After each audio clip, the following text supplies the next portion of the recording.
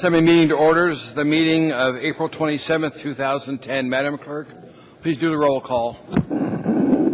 Ms. Osiander. Mr. Gutierrez. Here. Mr. Honeman. Here. Mr. Hall. Here.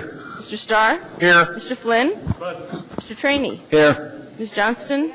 Ms. Gray Jackson. Honored to be here. Mr. Birch. Here. And Ms. Drummond. Here. Mr. Chairman, we have a quorum. Thank you. Next item of business, pledge of allegiance. Mr. Hall, would you lead us tonight, sir?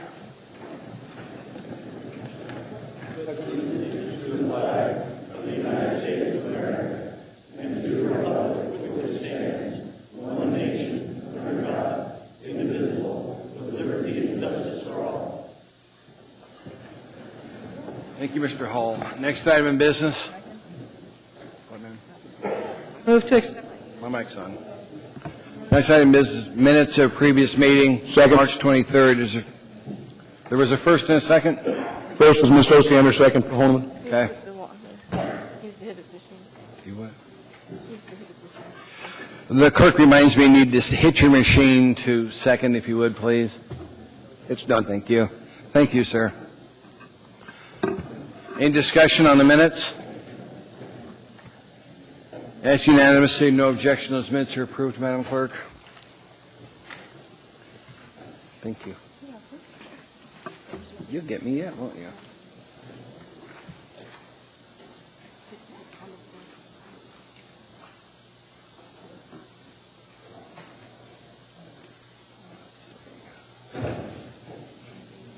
You what? I hit on the floor and it's not there yet. Mr. Mayor? Who's not here? Mr. Michaelis. No comments. Thank you. Okay. Next item in business is Assembly Chair's report. I sent to the clerk the committee assignments. You should be getting a copy, or you will be getting one shortly. Distributed. Okay, thank you, Madam Clerk. If there are any questions, please come and say me thank you for agreeing to serve on those committees. Appreciate it. That's all I've got. Next is committee reports. Ms. Osiander, anything?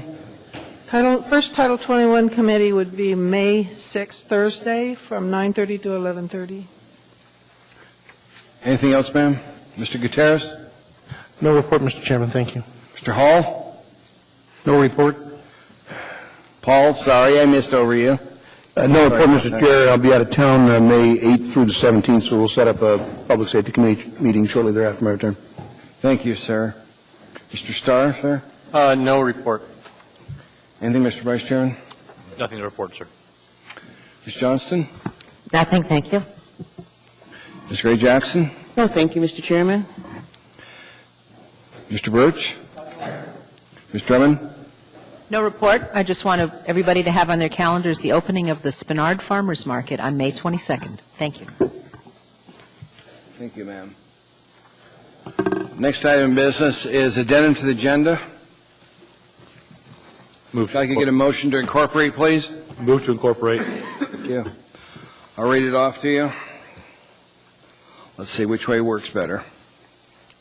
Okay, item 9A3, resolution AR 2010-134, resolution of Anchorage Municipal Assembly honoring Kenneth Harming for his innovative ideas at Golden View Middle School.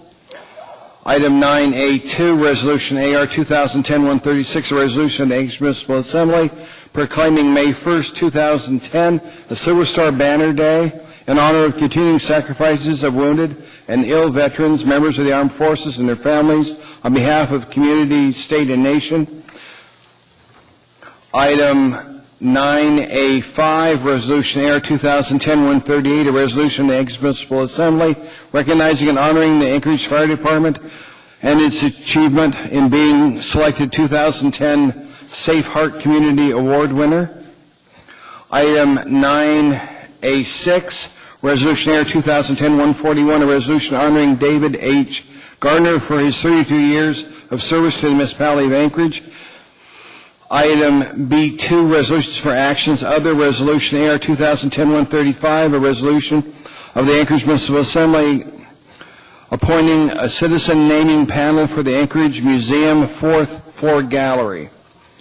Item B3, resolution AR 2010-137, a resolution of the municipality of Anchorage appropriating $56,343 from State of Alaska Department of Health and Human Services as a supplemental grant to the State Direct Federal Pass-Through Grants Fund 231 for the Aging and Disability Resources Center in the Department of Health and Human Services.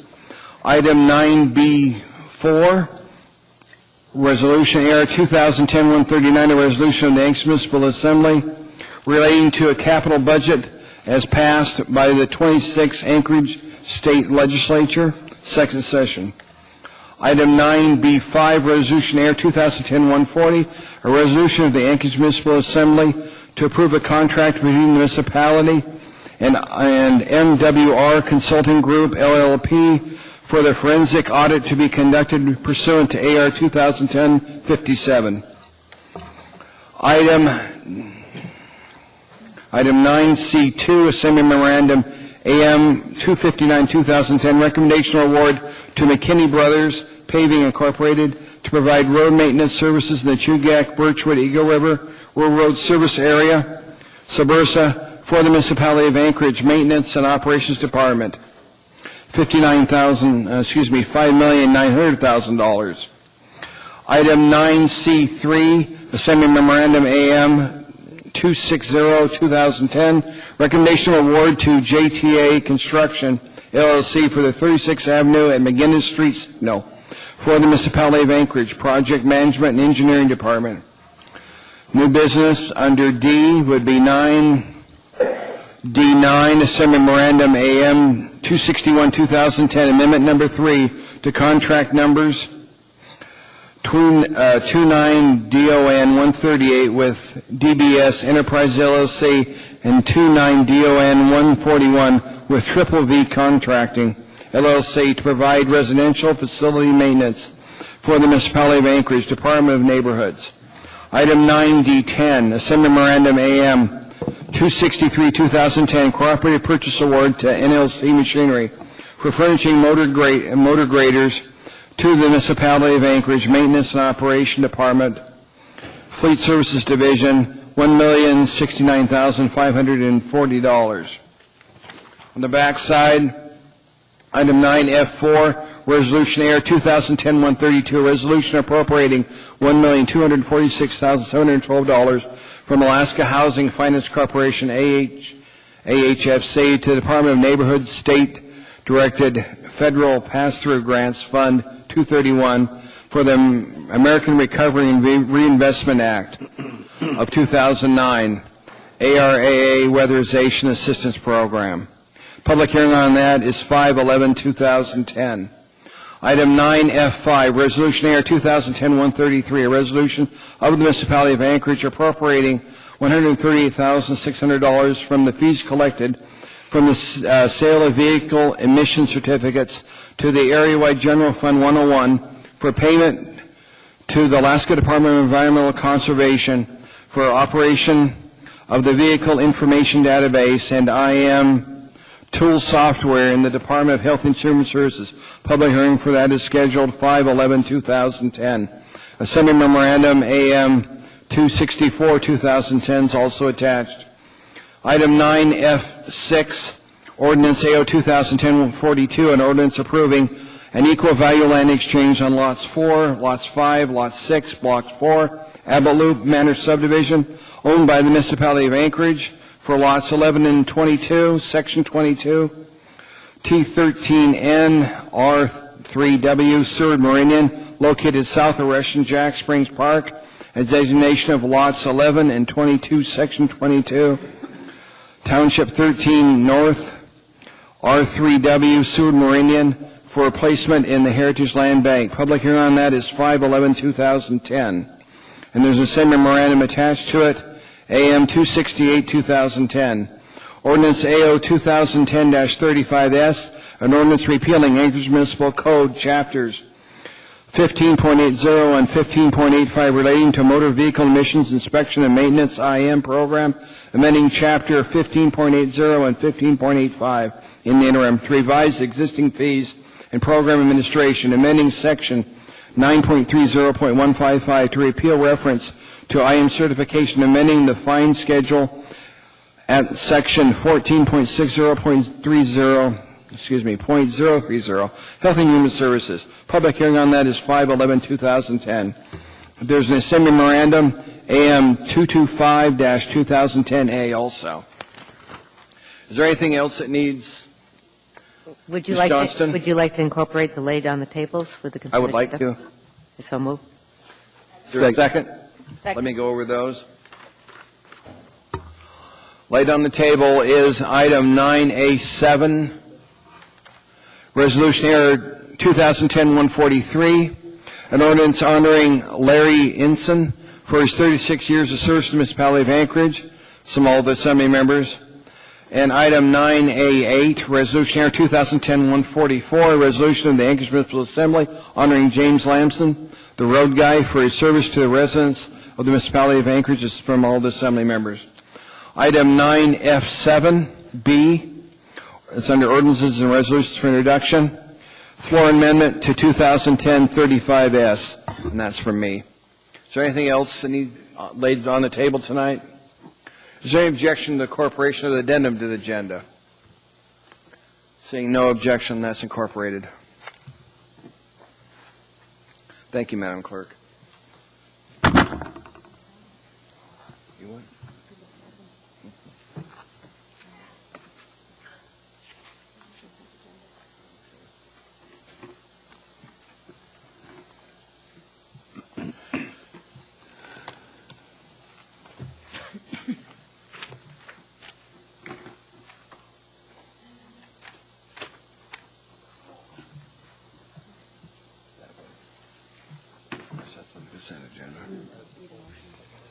Need a motion on the consent agenda? So moved. Second. We'll now go to those items that some members would like to pull for a little further discussion. Mr. Drummond? Yes, thank you, Mr. Chair. I'd like to pull, just a second. Too many pieces of paper here tonight. The clerk says it would be good if you sat closer to your mic, ma'am. I'm right there. 9A5 for reading, and 9D as in David 6.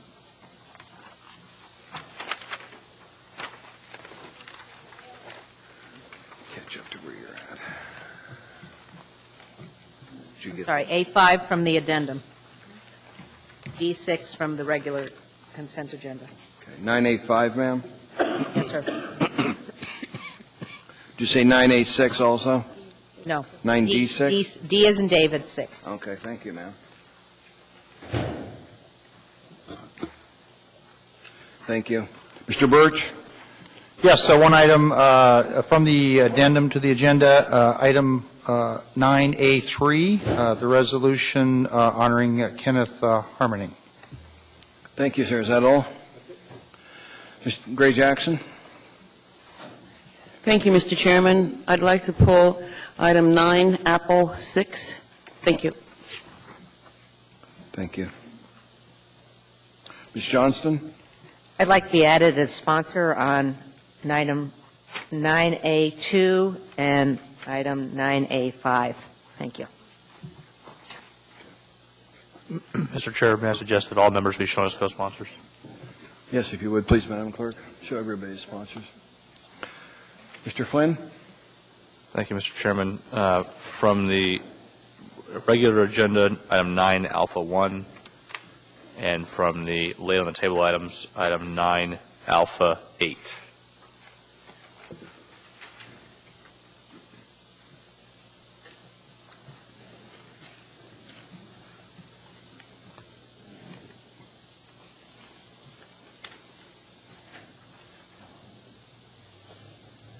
We have a lot of paperwork tonight, don't we? Mr. Starr, sir. For reading, 9 Alpha 2.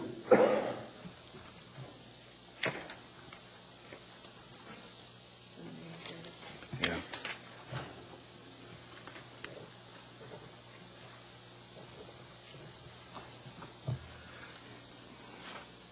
Mr. Hall? Have nothing to pull.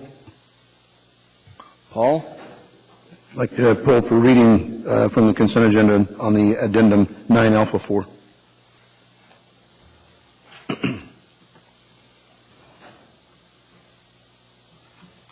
Thank you, sir.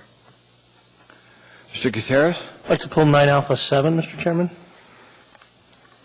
Might as well make it a clean sweep. Might as well get all of them. That's all, sir. Thank you. Thank you, Mr. Gutierrez. Ms. Hosiander? On the addendum 9B4,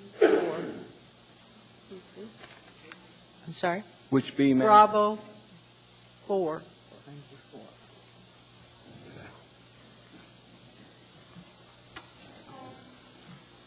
Administration? Nothing, Mr. Chair. Thank you. Madam Clerk, please bring up the balance to vote on the rest of the items. Please vote.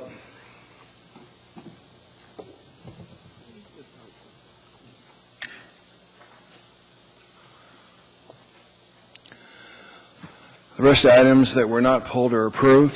Thank you. We'll now go back to those items that were pulled for either presentation or a little further discussion. First item on here will be item 9A1, Resolution AR 2010-128, Resolution of the Municipality of Anchorage Assembly honoring Anchorage Police Department Sergeant Denny Allen for his service to the residents of the Municipality of Anchorage, to the United States of America. Need a motion on that? Move to approve. Second. That's unanimous. See no objection, that's approved. Do we have the list on who's... I'm reading, Mr. Chairman.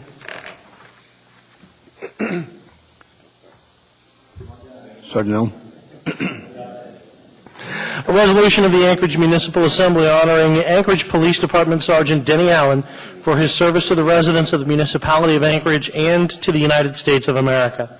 Whereas in his 21 years of service as a member of the United States Air Force and 15 years with Anchorage Police Department, Sergeant Denny Allen has improved the quality of life for literally thousands in his community, in this state and this country.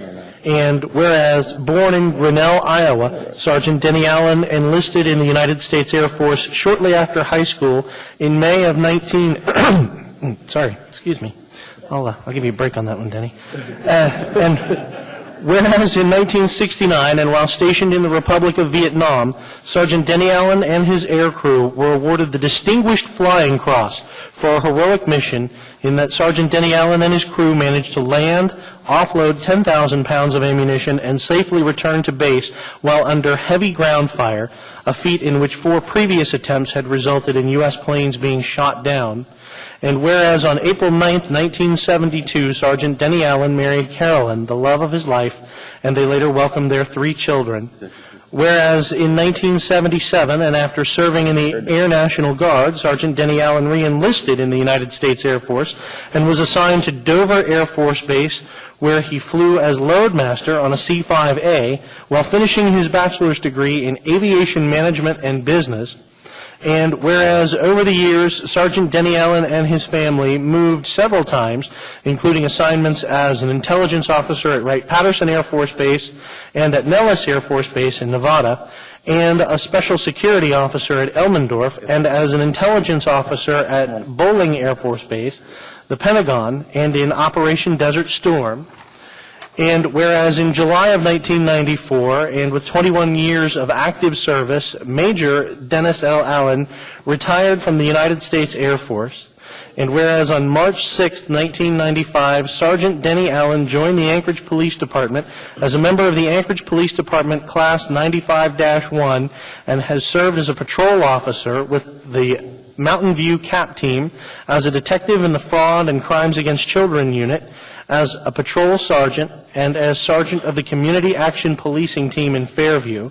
And whereas during his 15 years of service with the Anchorage Police Department, Sergeant Denny Allen's passion and commitment to protect and serve the residents of Anchorage has become legendary and has earned him a Certificate of Appreciation in 1998, recognition as Officer of the Quarter in October of 1998, and 4 life-saving awards between 2004 and 2009. And whereas Sergeant Denny Allen, a devoted servant to his country, state, community, and family, has always given his best. Now, therefore, be it resolved, the Anchorage Assembly recognizes and honors Denny Allen for his 36 years of combined service to the municipality of Anchorage and to the United States of America. Thank you very much. Thank you.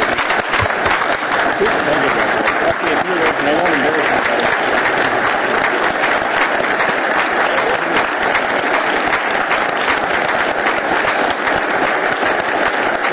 Thank you.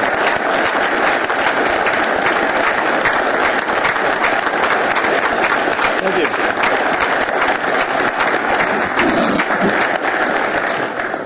I would like to say a few words here.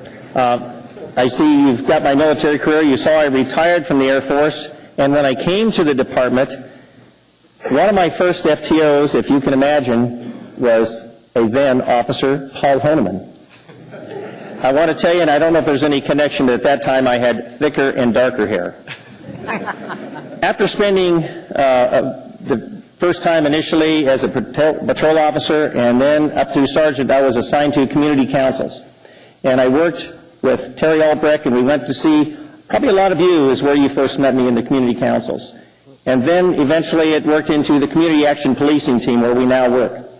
We've got a team of 7 members here, and when you take a look at the membership of what the Community Action Policing team really is, we just don't allow anyone to be in that Community Action Policing team. We take experts from certain fields. We've got Mark Harstetter here, who is kind of our legal guy to go to if we have questions on that. And likewise, he is our military. He's a National Guard guy, so we go to him on military questions. We've got Nate Mitchell, who is our Korean linguist, speaks fluent Korean. They work in the Spenard area right now. We've also got Will Cameron, who is fluent in sign language. So you can see how we're getting a lot of expertise in there. We've got Natasha Welch, who is our blonde-haired, green-eyed native lady here. She's a Yupik Eskimo. She works with the community councils. Also, she is working in the neighborhood watches right now. That's a new program we just recently picked up. We've got Sally Jones, who speaks fluent Spanish, and she also works with the AM80, the excessive police calls that you have given us opportunities now for not only the residentials, but we now work commercials. We have Jen Haywood, and Jen is our smallest person. We kind of call her our dynamite package. If we have people that give us trouble, she has a favorite saying: either you comply or you're going to cry. Carla Culbreth is our domestic violence person. If we have any questions or any problems on that, we go to her. Also, she works with the EVA Foundation for us also.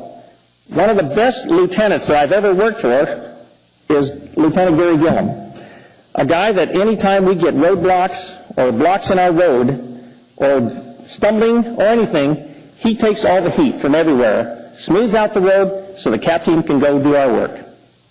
We work a lot with the community, and you can take a look at some of the businesses we work with downtown. We've got a great working relationship with them, and we hope to continue that on. We appreciate the support that the Assembly has given us, the Mayor has given us, the Chief has given us, and I think community policing is probably the wave of the future that we're going to be going to. So we continue to thank you very much for your support and look for your continued support. Thank you very much. Penny, don't go anywhere yet. We have questions for you, sir. Okay, good. Mr. Gutierrez? Thank you, Mr. Chairman.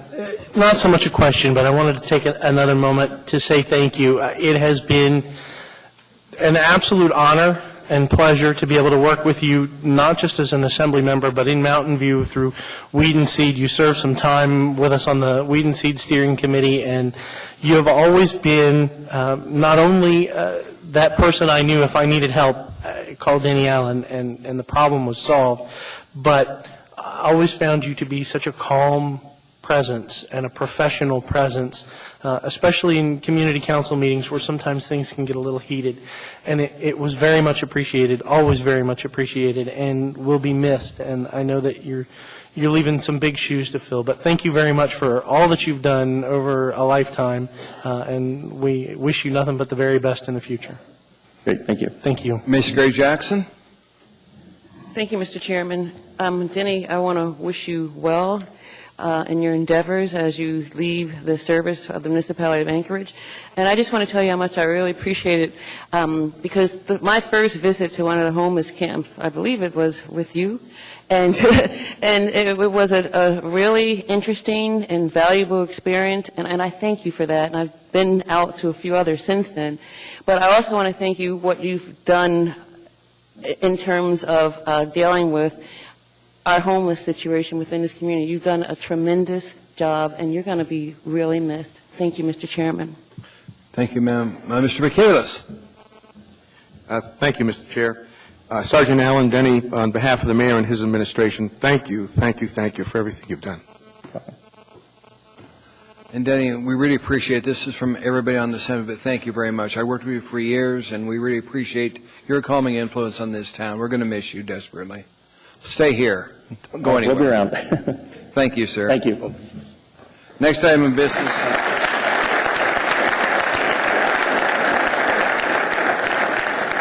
Next item of business is item 9A2, Resolution AR 2010-131, a resolution of the Municipality of Anchorage supporting the 18th Annual National Association of Letter Carriers Stamp Out Hunger Food Drive on Saturday, May 8th, 2010. I'll get it out yet, ma'am. Just kick me hard. Need a motion on that? Move to approve. Second. Ask unanimous. See no objection, that's approved. It's going to be Mr. Starr reads and Ms. Gray Jackson presents.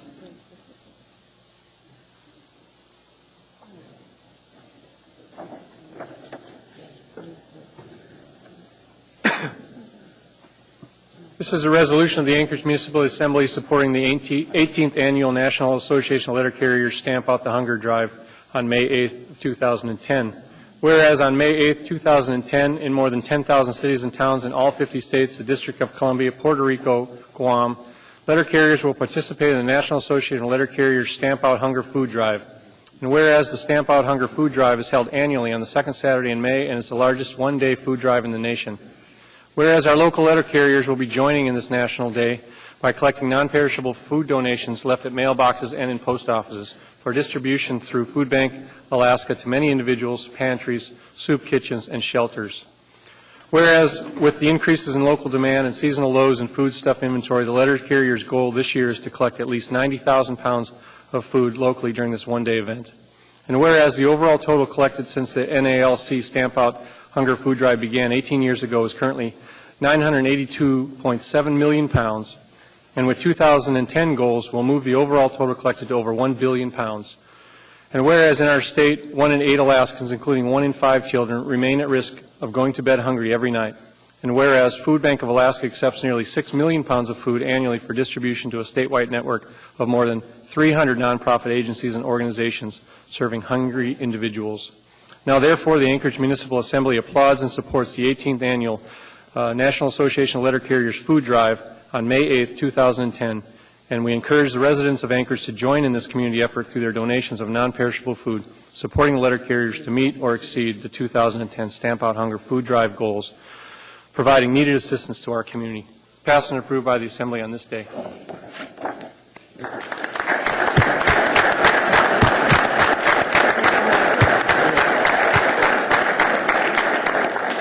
I'm Susanna Morgan, Executive Director of Food Bank of Alaska, and I have the youngest food banker here with me, although the police were trying to recruit him, I understand.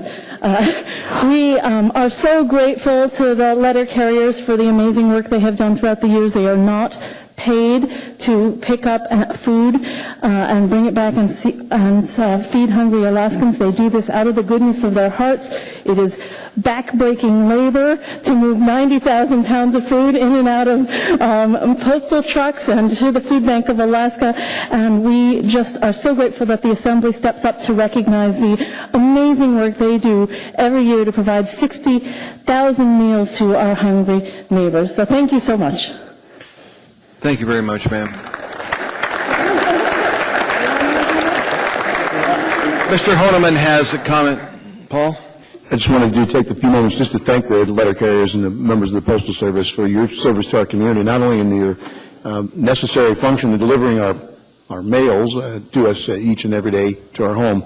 I think the old adage, neither rain nor snow nor hail nor rain, wind will keep you from doing your duty. And we thank you for your efforts and also providing food, much needed process to our food bank for our community. Thank you. Thank you, sir. Do you want to speak? Okay. Thank you very much. Take care. Thank you. Next item is item 9A3, Resolution AR 2010-134. As a second? Seeing no objection, ask for unanimous consent. That item's approved. Mr. Birch, you're going to be reading it, and Ms. Johnson is going to be presenting it. Is Kenneth here? Come on down, sir.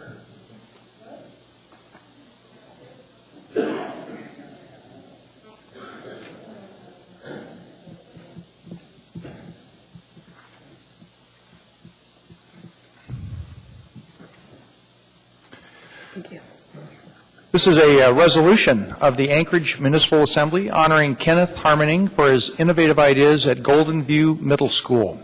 Whereas the Entrepreneurs and Mentors Network co-sponsored a contest at Golden View Middle School with Tyler Systems and Showcasing Solutions, and whereas the jointly sponsored challenge asked students to innovate, and among the many ideas from bright and curious students, Kenneth Harmoning's took first place. Whereas Kenneth Harmoning answered the call with the most creative way for the Anchorage School District to save money, and whereas Kenneth's concept was to raise funds for the purchase of renewable energy kits, the wind and solar energy kits to be assembled by science students as a learning opportunity within the school curriculum, with Anchorage School District installation for the building's continued operation and use. And whereas Kenneth's ingenious idea would couple a gift benefit with hands-on learning and convert them into the Anchorage School District's bottom line. As years passed, the hundreds of students would leave their legacy in the school roof, slowly recuperating from their efforts through sun and wind, while the knowledge learned would never cease in its return.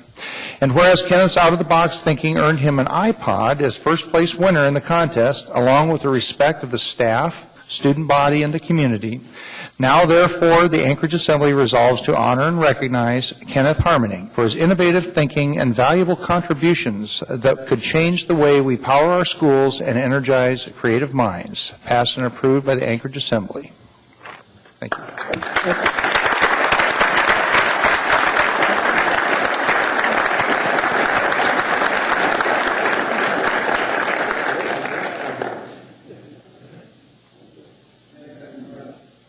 Next item in front of us is item 9A4, Resolution Air 2010-136. Second. Moved to approve by Ms. Otiender. Okay, there's a second. Ask unanimous consent. See no objection, items approved. Is Master Sergeant Bennett here? Yes, sir. Step up to the podium, please, sir. I understand you actually won the Silver Stars awarded to you. Yes, sir. Congratulations, sir. There's not many men that have done that. Congratulations. Thank you. Thank you very much. And I recently retired in PCS 24 Campbell, Kentucky, and I came back home. So this is the kind of community we have where all of you put it together, and I get to enjoy it now, and hopefully I can pass it along the next, I hope, 50 years. So, well, thank you for serving our country, because I know what it requires to win this. Well, congratulations. These guys right here have done one hell of a job as well. Excuse my language, but I was brought up that way. But they have done a great job. It won't be the first time we've heard those words there either. And there's been screaming from the Raptors in here. I'd like to read the resolution now. If you would, please help me. This is a resolution proclaiming May 1st, 2010 as Silver Star Banner Day in honor of the continued sacrifices of wounded and ill veterans, members of the armed forces, and their families on behalf of our community, state, and nation. Whereas Silver Star Families of America is an all-volunteer 501c3 nonprofit organization with a mission to remember, honor, and assist the wounded and ill of our armed forces from all wars. And whereas Silver Star Families of America recognizes, assists, and advocates for wounded armed services members and veterans, as well as honoring them with its Silver Star banner. And whereas Silver Star Families of America has provided testimony before Congress regarding post-traumatic stress disorder, partners with Soldiers Angels to provide handheld games for wounded service members that increase hand-eye coordination and refine motor skills, provides food service gift cards to wounded service members and their families through its Honoring Hungry Heroes program, and serves on the Veterans Administration Volunteer Services Advisory Board. And whereas thousands of Silver Star service banners and Silver Star service flags honoring wounded and ill service members and their families have been delivered, and letters and care packages are sent year-round to veterans and wounded service members at home and overseas as part of the Silver Star Families of America mission. And whereas every year on May 1st, Silver Star Families of America sponsors Silver Star Banner Day, so that wherever and whenever a Silver Star service banner or Silver Star service flag is seen, in a window or flying high around the community, the continued sacrifices of our wounded and ill veterans and members of the armed forces can be appreciated and remembered. And whereas the municipality of Anchorage joins Silver Star Families of America in remembering, recognizing, and honoring the continuing sacrifices of wounded and ill veterans and members of the armed forces and their families. Now, therefore, the Anchorage Assembly hereby resolves that May 1st, 2010 shall be recognized and celebrated as Silver Star Banner Day, passed and approved by the Assembly this day. Congratulations.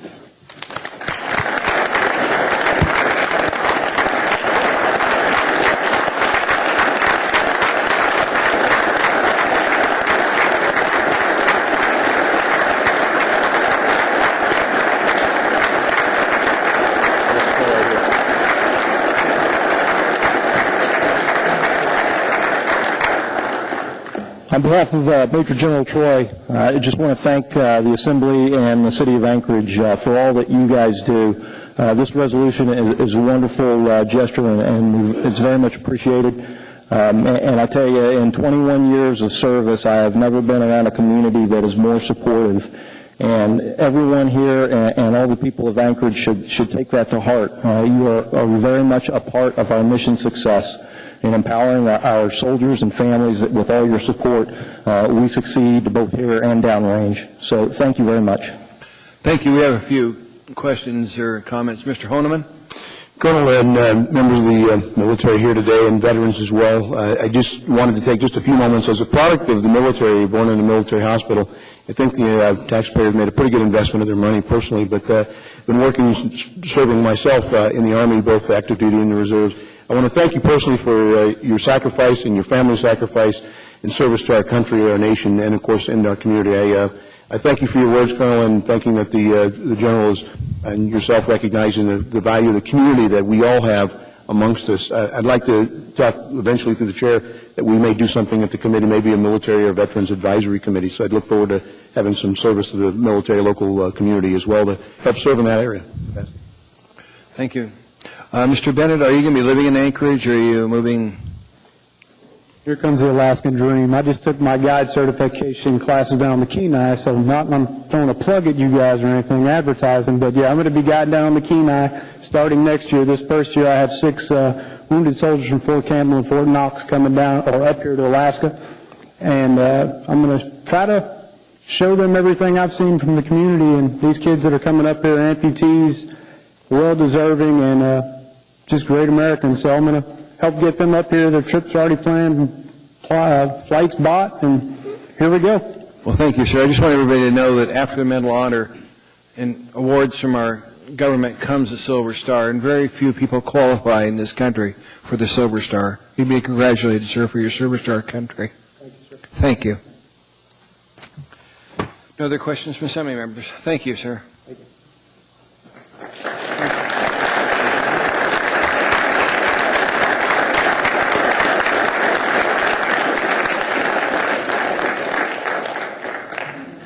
Next item is 9A5, Resolution Air 2010-138. Move to approve. Second. Ask unanimous. See no objection. No problem. Ms. Drummond's going to read it, and Ms. Osiander is going to present it. Thank you, Mr. Chair. This is a resolution of the Anchorage Municipal Assembly recognizing and honoring the Anchorage Fire Department and its achievement in being selected a 2010 Heart Safe Community Award winner. Whereas International Association of Fire Chiefs support creative and effective life-saving practices among emergency medical service providers by rewarding exemplary life-saving techniques for patients with acute coronary syndromes and cardiac arrest, and by recognizing community awareness and prevention programs. Whereas International Association of Fire Chiefs conducted a nationwide competition amongst emergency medical service providers throughout North America and selected the Anchorage Fire Department as one of only 2 communities nationwide for recognition and award for its initiatives and therapies for patients with acute coronary syndromes and cardiac arrest. And whereas International Association of Fire Chiefs judged emergency medical service providers on their community's adoption of bystander CPR, on the deployment of automatic emergency defibrillator defibrillators, on the use of pre-hospital electrocardiograms to activate hospitals for emergency heart studies, on the cooperation of local hospitals, as well as the improvements of outcomes from heart attacks and cardiac arrest, and on their communities' programs for heart awareness and the prevention of heart attacks and cardiac arrest. And whereas International Association of Fire Chiefs highlights of the Anchorage Fire Department's work leading to receipt of this year's award include: since 2006, Anchorage Fire Department has been a leader nationwide for its approach to ST elevation myocardial infarction, in that paramedics identify these patients and preferentially take them to one of the 2 local hospitals that provides emergency percutaneous coronary intervention that, if administered within fewer than 90 minutes, has been shown to result in lower rates of death and disability. In April 2008, the Anchorage Fire Department partnered with the International Association of Firefighters Local 1264 and nonprofit Lauren Marshall Foundation to facilitate CPR Anytime kits for community training. Through the Big Wild Heart of Alaska program, Anchorage Fire Department crews provided CPR training to members of community councils, civic and business organizations, and the Anchorage School District. A priority within the Anchorage Fire Department is to train all Anchorage School District 8th grade students in CPR and to eventually expand the Big Wild Heart of Alaska program throughout Alaska. Whereas in 2009, Anchorage victims of ventricular fibrillation had a nearly 50% chance of survival with a good neurological outcome if the event was witnessed by a CPR-trained bystander, because bystander CPR is a critical component to this survival. Now, therefore, the Anchorage Assembly recognizes and honors the Anchorage Fire Department for achieving national recognition from the International Association of Fire Chiefs for its creative approaches to improve therapies for patients with acute coronary syndromes and life-threatening sudden cardiac arrest, passed and approved by the Anchorage Assembly. Thanks again.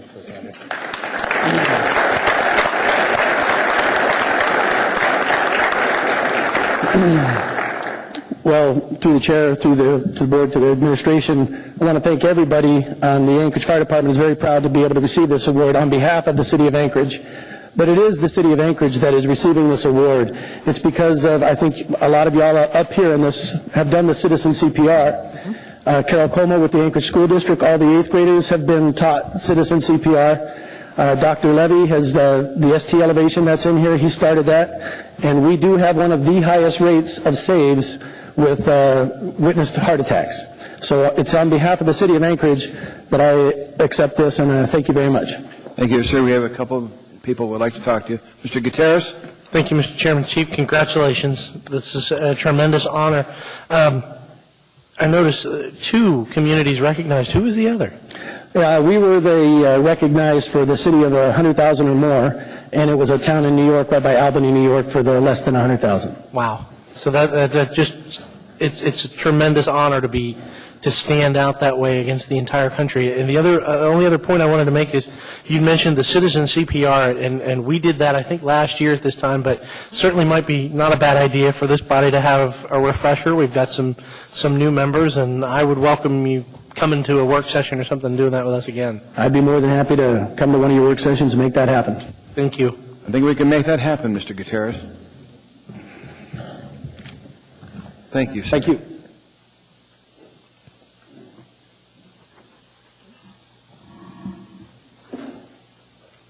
Next item is item 9A6, Resolution Air 2010-141, resolution honoring David H. Gardner for his 32 years of service to the municipality of Anchorage. Need a motion to approve. Second. That's unanimous. See no objection. That's approved. According to this, Ms. Drummond's going to read it, and Ms. O'Sander's going to... No. Actually, it's going to be Ms. Gray Jackson does the reading, and Ernie Hall presents it. Should read my notes better. A resolution honoring David H. Gardner for his 32 years of service to the municipality of Anchorage. Whereas, in his 32 years of service with the municipality of Anchorage, David H. Gardner has improved the quality of life in the community. And whereas, born in Vancouver, Washington, Dave Gardner graduated from the University of Washington in 1974 with a Bachelor of Landscape Architecture. And whereas, on June 12, 1977, David H. Gardner married Marilyn, and they later raised their 2 children in this community. And whereas, in 1978, David H. Gardner, began work with the municipality of Anchorage in the Department of Parks and Beautification, Design and Development as an associate planner, becoming a landscape architect in 1979 and a senior landscape architect in 1989. And whereas in 1983, David H. Gardner earned a Master of Science in Planning from the University of Alaska Anchorage. And whereas in 2002, David H. Gardner transferred to Roads and Drainage Project Management within the municipality of Anchorage. And whereas in 2005, David H. Gardner accepted a position as Civil Engineer 2 and Project Administrator in Project Management and Engineering. And whereas David H. Gardner spearheaded numerous road upgrade and beautification projects across the municipality of Anchorage, with the responsibility for the management and administration of a local, state, and federally funded park and trail development program valued in excess of $16 million. Now, therefore, the Anchorage Assembly hereby resolves to recognize and honor David H. Gardner for his 32 years of service to the municipality of Anchorage. Thank you.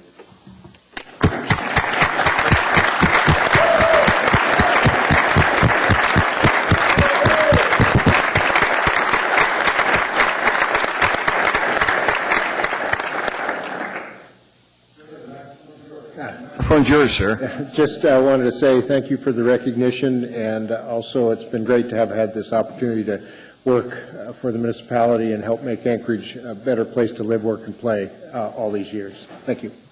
Mr. Honeman?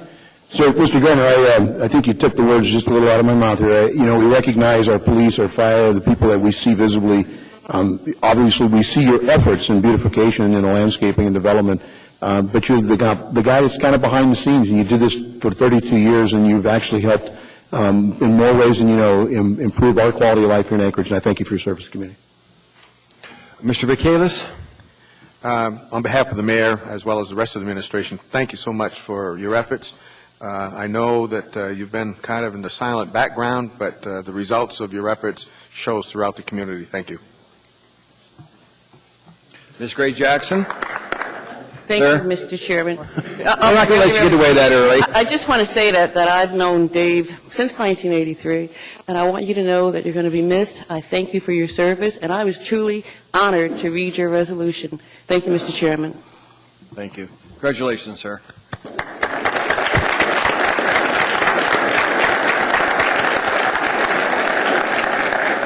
Next item on the consent is 9A7. Move to approve. Ask unanimous. Seeing no objection, the item is approved. Understand that Mr. Flynn's going to read it and Ms. Sanders is going to present it.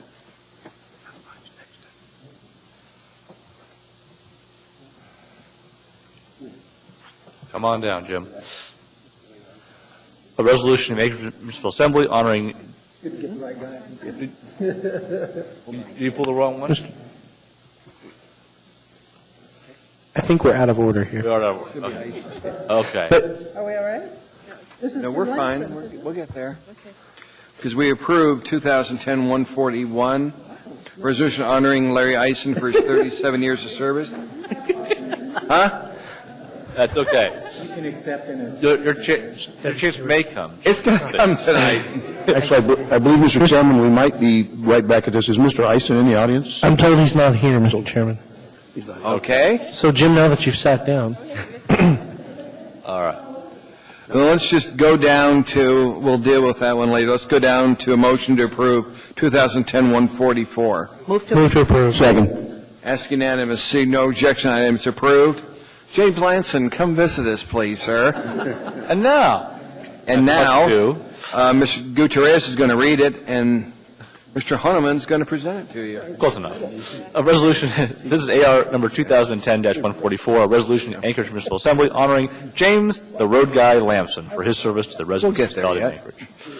Whereas after arriving in Alaska in January 1979, somehow coercing the lovely Cindy Strutz, now Lamson, to marry him, and having 5 children, James Lamson began his career in the municipality in November of 1981 as a Civil Engineer 1.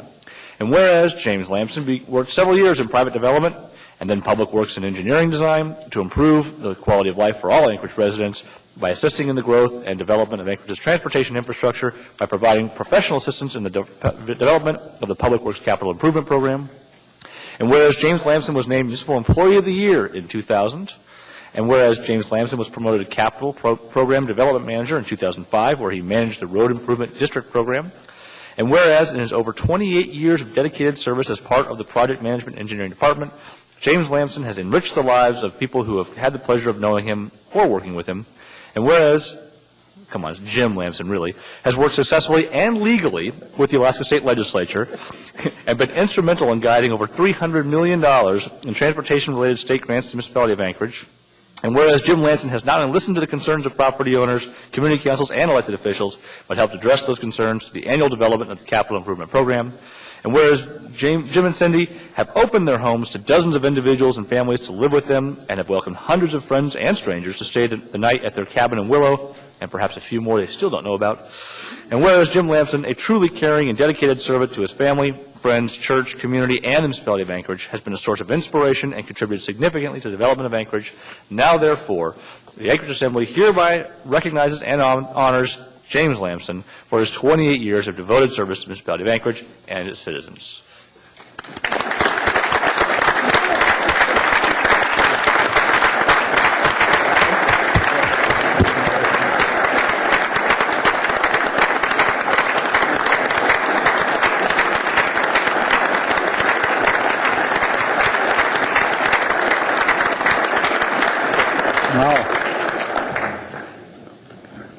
I think this is the first moment that it's really been sobering that it is a season ending.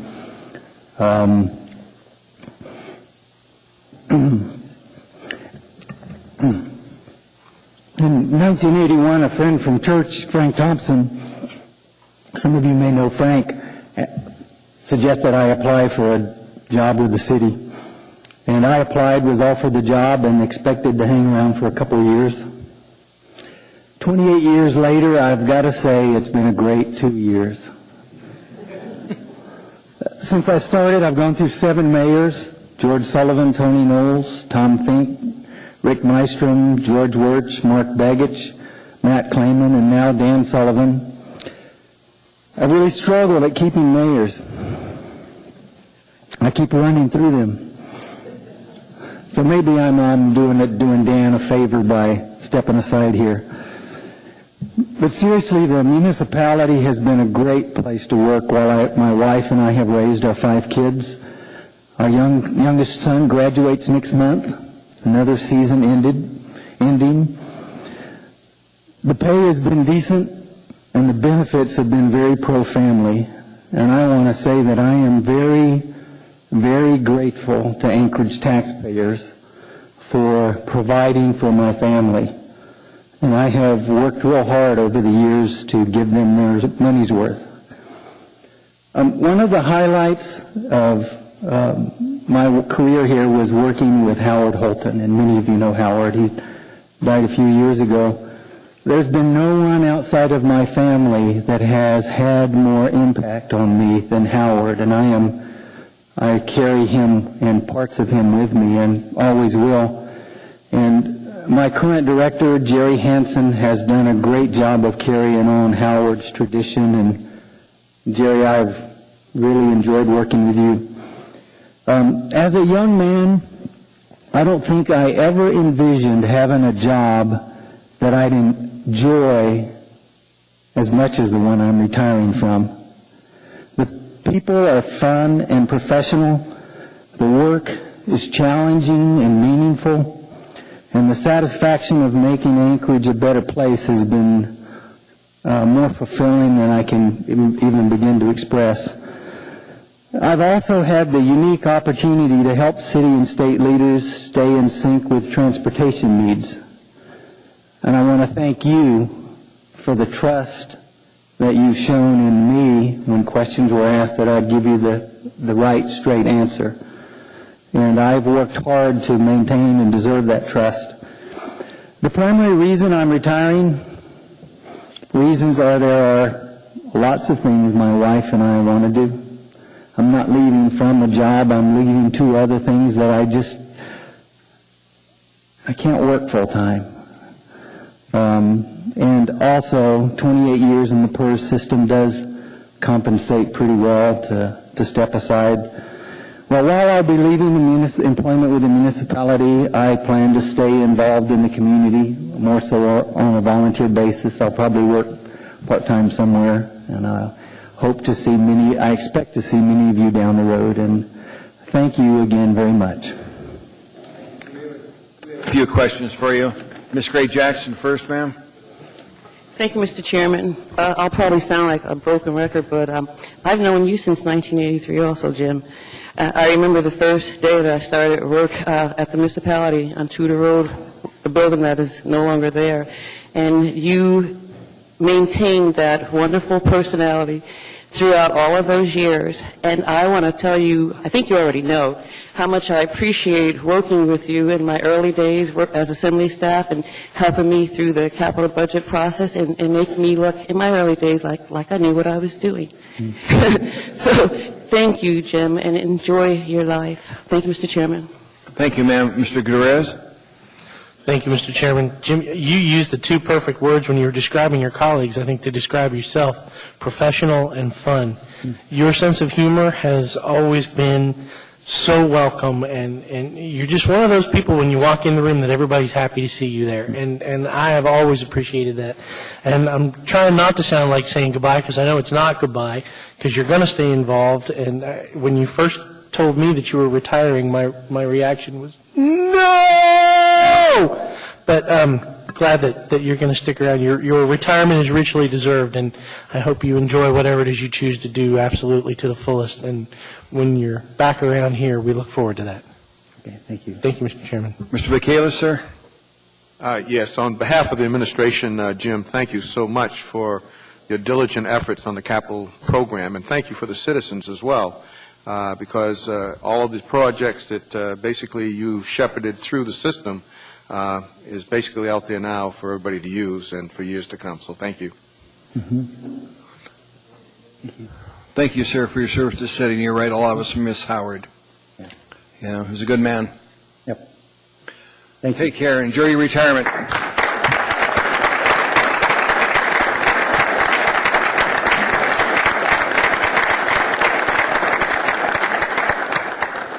Now, we go back to the regular agenda. Now we're done with all of these, ma'am. We got one more? Which one? Yeah, one. Item B4 was pulled by Ms. Osiander. You moved it. Is there a second? Second. Moved and seconded. Ms. Osiander? Excuse me. Microphone, ma'am. Yeah, I've got it. I appreciate a lot that's in this resolution, but I want to share with the members of this body that I guess I have some personal concerns, and I want to propose a slight amendment. I personally believe that though the state of Alaska is fine financially now and probably for the next 4 or 5 years, after about 10 years we're not going to be unless we do something pretty dramatic. So I would rather have seen the capital budget be smaller. And so when I read this, the one part of it that made me I didn't fully feel comfortable with is on line 33 and 34 on page 2, where basically we're asking the governor to not strike or veto apparently any capital projects designated for Anchorage. I would much rather it just read that the governor is going to be asked to ensure that the approved capital budget reflects and acknowledges the unique status of Anchorage as a service center for the entire state and the fact that we've got 42% of the population. I think that's critical to acknowledge and too frequently has not been, particularly in regard to road projects. But I would like to move to delete the words does not strike or veto capital projects designated for Anchorage and instead. Which line are you on, ma'am? Line 33, page 2. Thank you. Thank you. Would you like me to repeat it, sir? I would, and the clerk says you need to. Madam Clerk, what does she need to do? Push enter your motion. And Ms. Jennifer Johnson will second it. It was seconded by Paul. No, never mind. That was. Okay, Jennifer seconded it. Okay. Okay, Ms. Jackson. Read it one more time? Yes, Ms. Osander, please. Would you like me to read the deletion or the paragraph as it would read? If you read the deletion first, I'd appreciate it. All right. The words I'm proposing to delete occur right after the words Governor Sean Parnell. And I would like to delete, does not strike or veto capital projects designated for Anchorage and instead. So basically, the new wording would be, the Assembly respectfully requests that when reviewing the capital budget, Governor Parnell seeks to ensure that the approved capital budget reflects and acknowledges the unique status of Anchorage as a service center for the entire state and a metropolitan area for nearly 42% of the entire state population. I just hate the don't hurt us, hurt somebody else philosophy, and that's how I think it reads with that phraseology. Well, we have a few people who would like to end the discussion. Ms. Gray Jackson, you're next. Thank you, Mr. Chairman. Ms. Osiander, I can understand and appreciate your amendment, but I don't agree with it at all. And the reason why I don't agree with it is because Anchorage does have 42% of the population in this state, and Anchorage only received 18% of the capital budget. And I don't think it's insensitive or disrespectful or whatever you want to call it to simply ask the governor to please take into consideration that, considering that very, very large budget, we did pretty good, but not as well as we could have based on the percentage of the population in the state, and to encourage the governor to fund, not veto, these projects that we so desperately, desperately need. And our community has come forward and asked for these projects. Thank you, Mr. Chairman. Thank you. Mr. Gutierrez. Thank you, Mr. Chairman. I don't support the amendment. I do agree that there probably is room to do some cutting with the state capital budget. However, it does really stand out with such a huge proportion of the state's population, 42% here in Anchorage, that only 18% of what is admittedly a fairly bloated capital budget is projects that are designated for Anchorage. And they're projects that we very much need to boost the economy here. To have any of them cut is going to hurt us. We need these construction jobs first and foremost. And so I think we need to put our strongest foot forward to the administration in no uncertain terms and say, look, we understand you might have to pull out that red pen and use that terrible word that starts with V, but we don't say that word. Direct it somewhere else, please. Thank you, Mr. Chairman. Thank you, sir. Ms. Drummond. Thank you, Mr. Chair. I hope everybody saw the article in today's paper, the Compass piece by former Mayor Rick Mystrom. The title is Big Capital Budget Can Boost Quality of Life. And as we all know, Mr. Mystrom was very much a booster for Anchorage when he was mayor and continues to be a booster for the state's economy. I'm going to read 3 paragraphs out of this, and with that, I will not be supporting this amendment either. Alaska is different. We've already taken the money out of the private sector. With billions and billions of dollars of surplus, the question for Alaska is, do we want to use the taxes we've already collected to pay for the capital projects, or are we better off leaving the money in one of the state's surplus accounts? The legislature generally got it right. At this time in Alaska's economic history, we should have a large capital budget as long as those projects can either grow the economy or improve Alaskans' quality of life, or both. The measure of a state's economic health is not the amount of money in the state's savings accounts. It's the growth of the economy, the prosperity and quality of life of its citizens, and the opportunities for its young people. If projects in the capital budget meet these criteria, they should not be vetoed. And in addition, I'd like to point out that we had a pretty small road bond this year and various other bond issues that, one of which did not pass. And I think Anchorage needs these projects critically to keep its construction community in good shape. And for this reason, I will not be supporting this amendment. Thank you. There's no one else in the queue. Ms. Osiander, any final comments? Okay. Madam Clerk, please start the voting. On the amendment.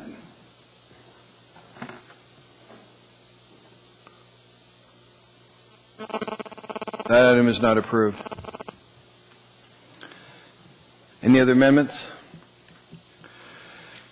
Ask approval. We've got a motion and a second to approve 2010-139 is currently given to us. Is there any objection to approval of this item? Say no objection. Item is approved, Madam Clerk. Next item in front of us is 9D6, a same memorandum AM 251, 2010 recommendation for a non-competitive one-year lease agreement with Wendy Chamberlain, doing business as legislative consultants in Alaska, to provide an office space in Juneau, Alaska for the municipality of Anchorage, municipal light and power utility, $6,000. That was pulled by Ms. Drummond. Ma'am? I pulled it, but I don't want to vote yes for it, so it's not Move to appropriate approve. that I move to approve. Thank you. Ask a second. Second. Okay, please put it on the, Paul, you need, okay, you did. Harriet? Yes, thank you, Mr. Chair. I'm having a problem renting space in Juneau when the folks who travel down to Juneau on behalf of the municipality of Anchorage or MLNP are renting rooms at the Baranoff, and those can perfectly well be used as meeting spaces. We pay a significant number of thousands of dollars to the Alaska Municipal League for membership. They have a conference room that we can certainly use and have been invited to use when we are present in Juneau. And for this reason, I can't support this additional expenditure of $6,000 for a room that's only going to be used a few times a year. Thank you. Thank you. Mr. Gutierrez? Thank you. I have some questions for the administration, if Mr. Posey would be so kind. Through the chair, Mr. Posey, we heard Ms. Drummond's comments regarding the room. It's a 12-month lease. How much activity do you have in Juneau outside of the legislative session in those months that they're not in session? Through the chair, Mr. Gutierrez, the office was acquired for 12 months. We're a highly integrated energy company. We have business with DNR, DOR, Department of Revenue, Department of Natural Resources, and the governor's office on a year-round basis. And we keep keys because we have to have space to meet. We don't rent suites, so that we have meeting rooms in the Baranoff or anywhere else we may stay, and sometimes we make a day trip. But the meeting room has proved beneficial for us in getting what we need or preventing bad things from happening to us through legislation. And for the third year in a row, we elected to keep this space for the benefit of MLNP. And why would the space that's been offered by the Municipal League, why would that be inadequate to this purpose? Through the chair, that's not space that MLNP can use, as not that I know of, because we're an enterprise group, and when we need space to have a conversation with or negotiations with, we need space that no one else has, basically. All right. Thank you, Mr. Chairman. That's all. Thank you, sir.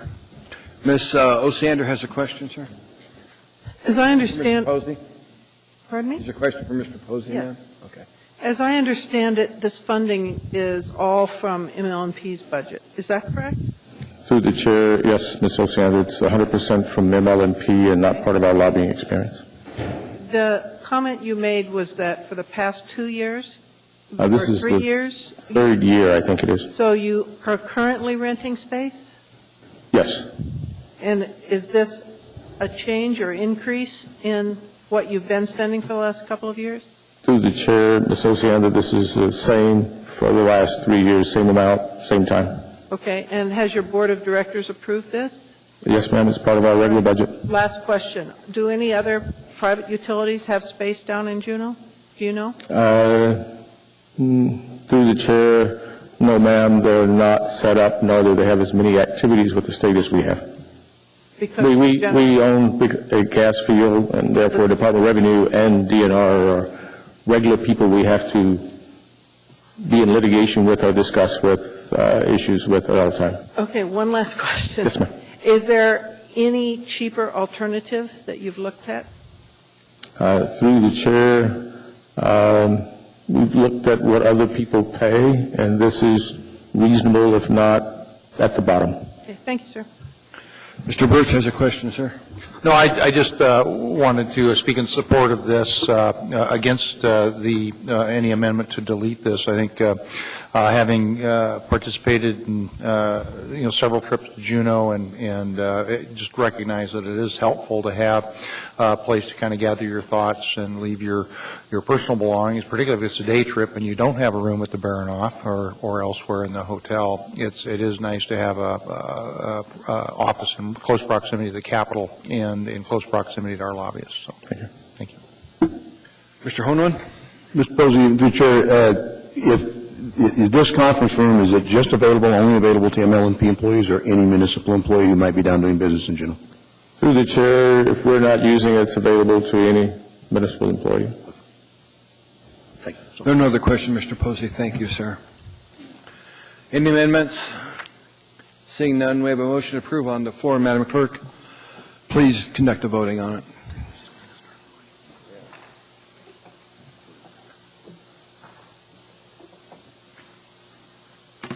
The item is approved. That completes the balance of our consent agenda. We're now going to go into item 11, starting with item 11A. These are public hearings that are already done on these. This item 11A is same memorandum AM 226-2010 Planning and Zoning Commission appointment. Terry D. Parks. A little history, postponed from 4/13 to permit a 10-day public comment period pursuant to AMC 21.10.10.b. Moved and seconded. Any discussion from Assembly members? If not, please vote.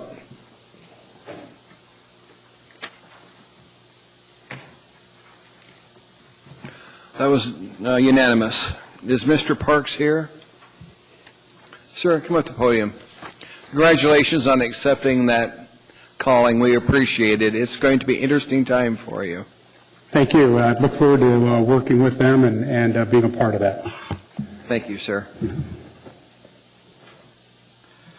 Next item is 11B, Information Memorandum AIM 43-2010, Assembly, Ombudsman's 2009 Annual Report. Action on this was postponed from 4/20/2010. Point of information? Go ahead, ma'am. I'm used to seeing this as an information report instead of an approval. Is there some reason it got changed to approach? It is an information Is it memorandum. E1? It says AIM is Information Memorandum. Well, I meant so it would be a motion to accept. I understood. I meant on the E section of the agenda is what I'm used to. The reason it's in the 11s, Ms. Oceana, is because we postponed it from the preceding week. Okay, thank you. Meeting, so. We get a motion to accept? Move to accept. Second. Ms. Oceana, anything else, ma'am? Well, I did have some questions, but I don't see Ms. Cada here. I didn't see an S version out there. Mr. Chairman, it was my understanding Ms. Cada was going to be available to offer some observations, sort of highlights from the report, and answer any questions. Because she is not here, may I suggest we postpone this item to later in the agenda, give her a chance to appear, and if not, perhaps at a later date? Fine by me. You would. Okay. With that, Mr. Chairman, I'll move that we postpone this until 8 p.m. Pending Ms. Cada's. Or into our next regularly scheduled Assembly meeting, if we could. If we get to 8 o'clock, we'll. She did say she'd be here, so I would share Mr. Flynn's position. So you've seconded it, Debbie? Yes. Okay. Is there any objection to that? Seeing none, that item will come up at 8 tonight. Next item in front of us is item 11D, Assembly Resolution Air 2010-126, a resolution of the Anchorage Municipal Assembly requesting an advisory opinion from the Ethics Board with regard to the actions by the Assembly. Point of information. Go ahead. You skipped 11C, sir?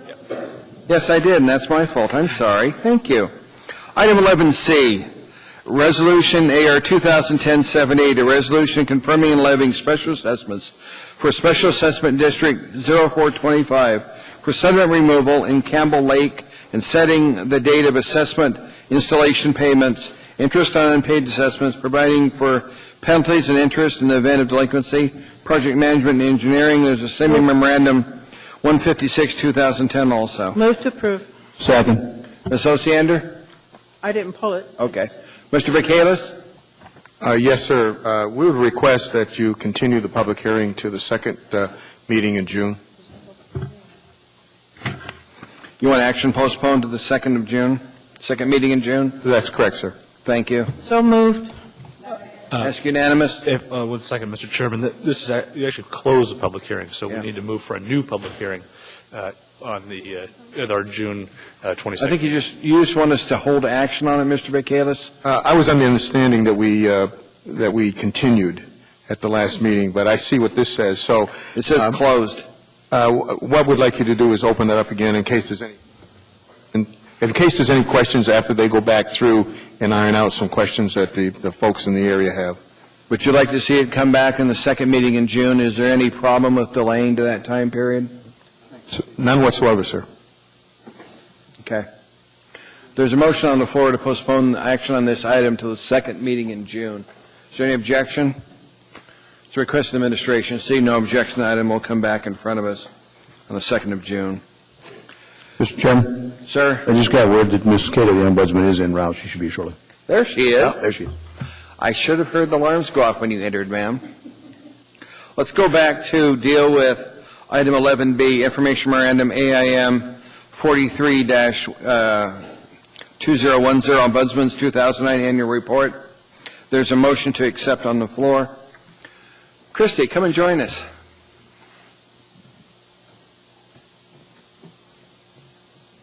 It's good to see you, ma'am. Thank you. Thank you for having me.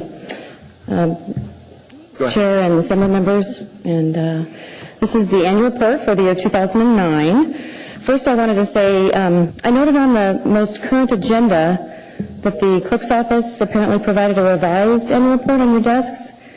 That actually there are no changes from that one and the one you already received. So I apologize for any miscommunication with the clerk's office, but you had the correct copy a couple of weeks ago. So I wanted to bring a couple of things to your attention about this year's report.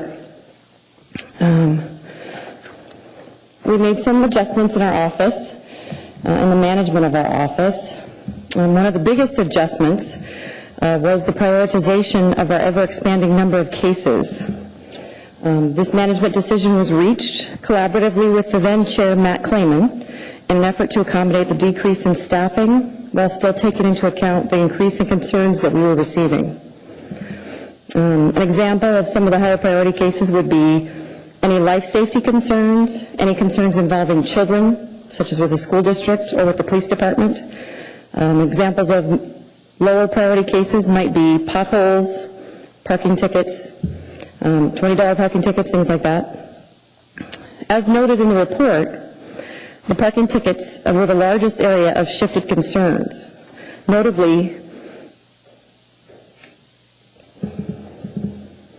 well, the reason for the big shift is we had so many cases with parking tickets and our resources were being drained.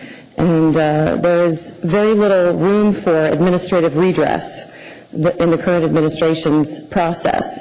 Because the police officers are the ones that issue the tickets, the parking authority, or the ACDA, as it's now called, has the authority and the management responsibility to then administer the appeals, any process beyond that. They have very little administrative redress or ability to look at those cases and second-guess the officer's decision. So, with collaborating with the chair at the time, we did decide to push those cases back to the administration for initial redress. Now, I want you to know, too, that that does not mean that they didn't have the opportunity to come back to us if they still had concerns. So what we tried to do is, instead of holding their hand like we had done so much of, we tried to first put them back over to the administrative side to address those concerns. And we saw a significant increase in our ability to address other cases that we received, but we were able to find more success in those cases. So that was a big increase and a big relief to our resources that have been so limited. This shift in our management actually marked the beginning of our office's gradual improvement in timeliness and responsiveness to cases overall. So I think that should be noted.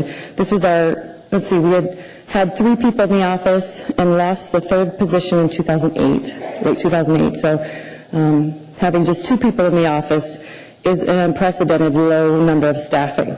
Since 1974, when the office first began, There have been as many as 5 people in the office. Now we currently have 2. With that, I can say that we have more cases now than we have record of them ever having.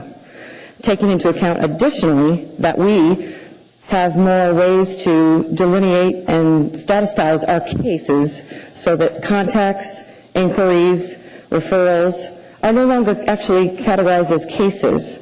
They're categorized as truly referrals, contacts, things that take a lot less time.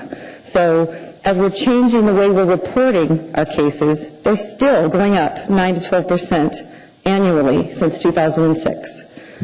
So something that everyone should be aware of.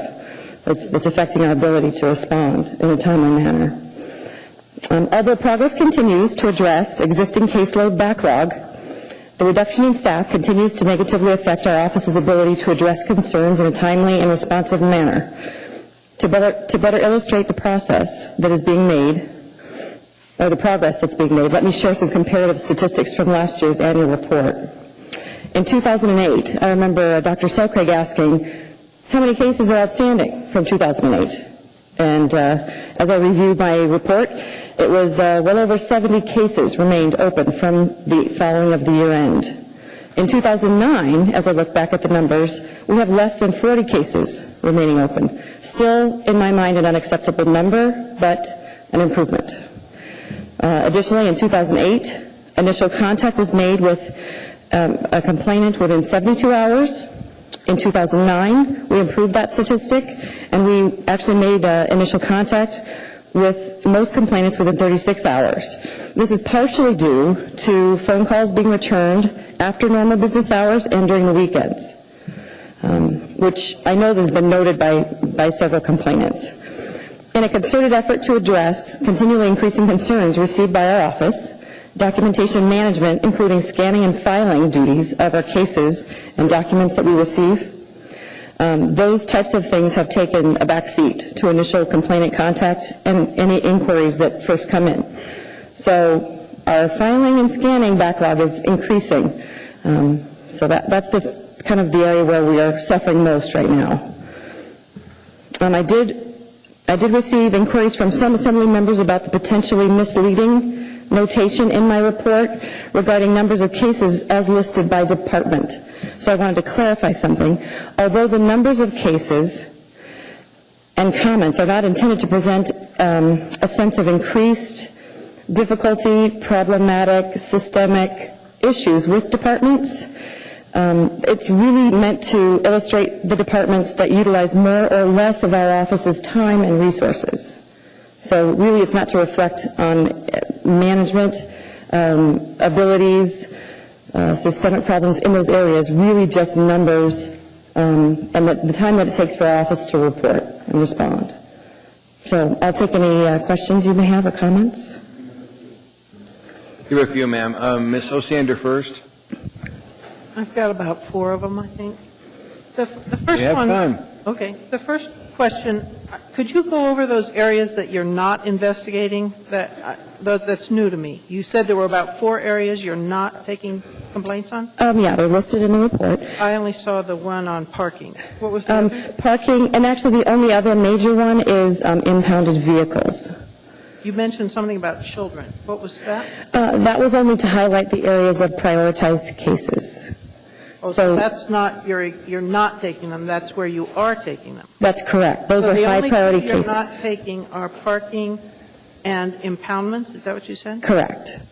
All right. The second question I've got is, I was trying to look at this to figure out how many actual investigations you did. And there's no place in the report that shows that. Do you have that information?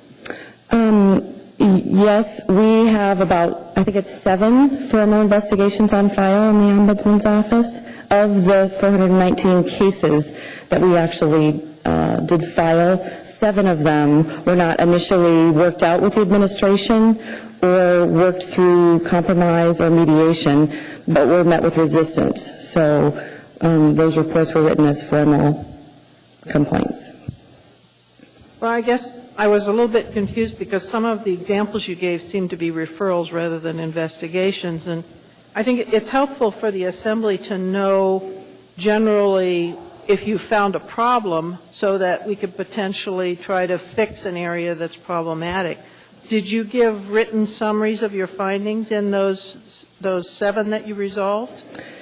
2 of the findings we did, because they were especially problematic. When it was regarding a right-of-way or something less significant, no, we did not. One of the significant areas was there was a concern about security at the Sullivan Arena, the Denina Center, for a concert, and so that was distributed to all the assembly members at the time. That was a couple of years ago. No, that was 2009. This year you submitted a report. Right. Well, I missed that. Maybe we can send that back Sure. again. The question, as I read it, I saw 2 areas in the report where you seemed to indicate that there was a finding of fault or a problem. One was apparently with the police department on page 15, and then also with the school district in their section. You said you highlighted areas of concern. Can you, in the police, it appears moving violations and a wrongful arrest determination. It would be helpful to have a further summary of an area if you found anything in municipal government that was at fault. It would be helpful for us to know. So I guess I'll leave to you. Well, I'd like a written summary of what the finding was there in more detail, please. Okay. So I'm sorry, are you talking about page 15? It's listed and identified as case 2009-0059? No. I tried to find areas that indicated actual investigations or where you thought there were problems. And as I read it, I found 2.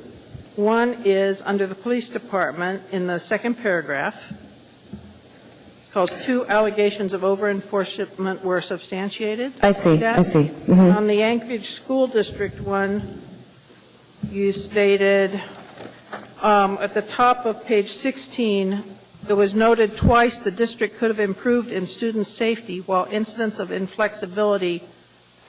So apparently there were 2 cases with the school district. Mm-hmm. Okay, so I'm assuming you've talked to both the police department and the school district about those cases. Yes. And so I'm assuming there's written records that you could summarize and share with us. Yes. Thank you. Thank you. Mr. Gutierrez?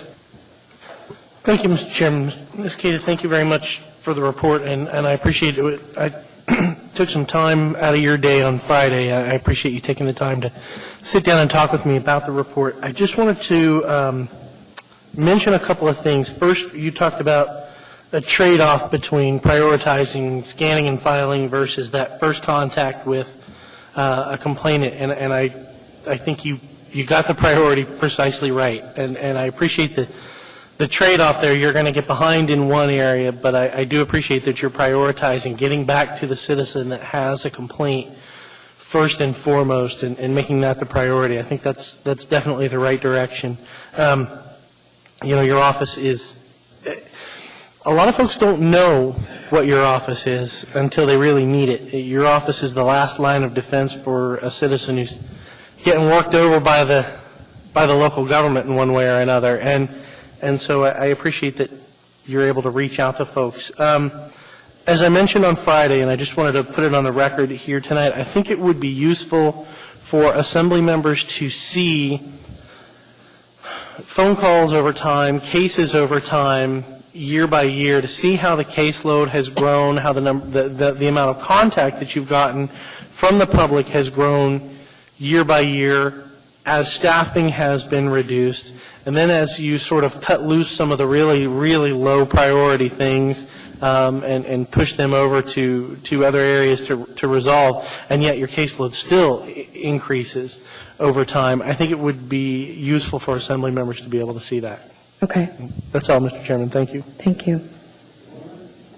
Mr. Gator, I just want to also thank you for, I know I've had the opportunity to meet with your office, you and Ms. Smith, and I just wanted to say thanks for allowing us to, as assembly members, to direct our constituents at times to your office for a proactive approach in trying to resolve an issue or mediate, if you will, before it reaches to a formal status where it takes even more of your time and energy away from an already taxed staff. And I've always been one to kind of target where I think we're punting the football down the field, so to speak, deferring things, like deferring maintenance, for instance, is one example.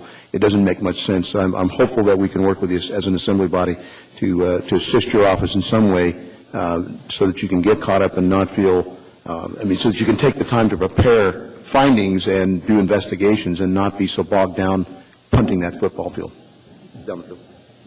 Thank you, sir. Mr. Burt, sir. Yeah, I just want to say good report, and also I appreciated what you did in the end, the recognition of city. So often, well, we had some great recognition earlier this evening with employees that are retiring, but I think it's good to note that every day of the week people are showing up and doing their job, and it's nice to see some recognition in this report where people that are actually able to find a solution and solve a constituent problem. So it's nice to have that recognition in the back here. Keep up the good work. Thank you. Thank you. Ms. Gray Jackson. Thank you, Mr. Chairman. Ms. Kate, I want to thank you for providing this report. I was really, really happy to see it. And thank you for meeting with Mr. Gutierrez and I on Friday. And just one of the things that I mentioned at that meeting was that I was really, really interested in seeing a different format, in particular based on some of the samples that you shared with us. Now, on another subject, some years ago, we put in place in your office an IGC chargeback for departments so that everybody could pay their fair share. Is that still in place, in particular for the utilities? Yes, it is, for all departments. Do you know what the percentage is for the utilities? I don't. And maybe somebody from OMB may be able to answer that question. If not now, maybe later. I think that's really important to where I'm going to go later on, maybe next week. Okay. Thank you, Mr. Chairman. Ms. Osiander? Mike, did you present to the Anchorage School Board last year? No, I did not. Are you planning on doing it this year? Yes. Okay. Thank you. That's all, Christy. I just want to thank you for coming here, and please come every meeting that we've got. We want you here because this is a good time for us to interface with you and the public to see what the Ombudsman does. And I do intend to set up a work session with the Assembly and the Ombudsman's office to see what your issues are and what we can do to help you work through them. Thank you for being here. Okay, you bet. Thank you. Ask unanimous consent on this AIM, so no objection. The item is approved by the body. Next item in front of us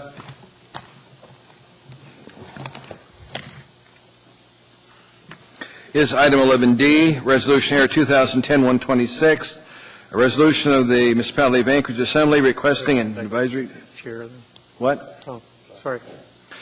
Requesting an advisory opinion from the Ethics Board with regard to actions by the Assembly under AR 2010-33 appropriating $193,000 for the disbursement to the George M. Sullivan Irrevocable Life Insurance Trust.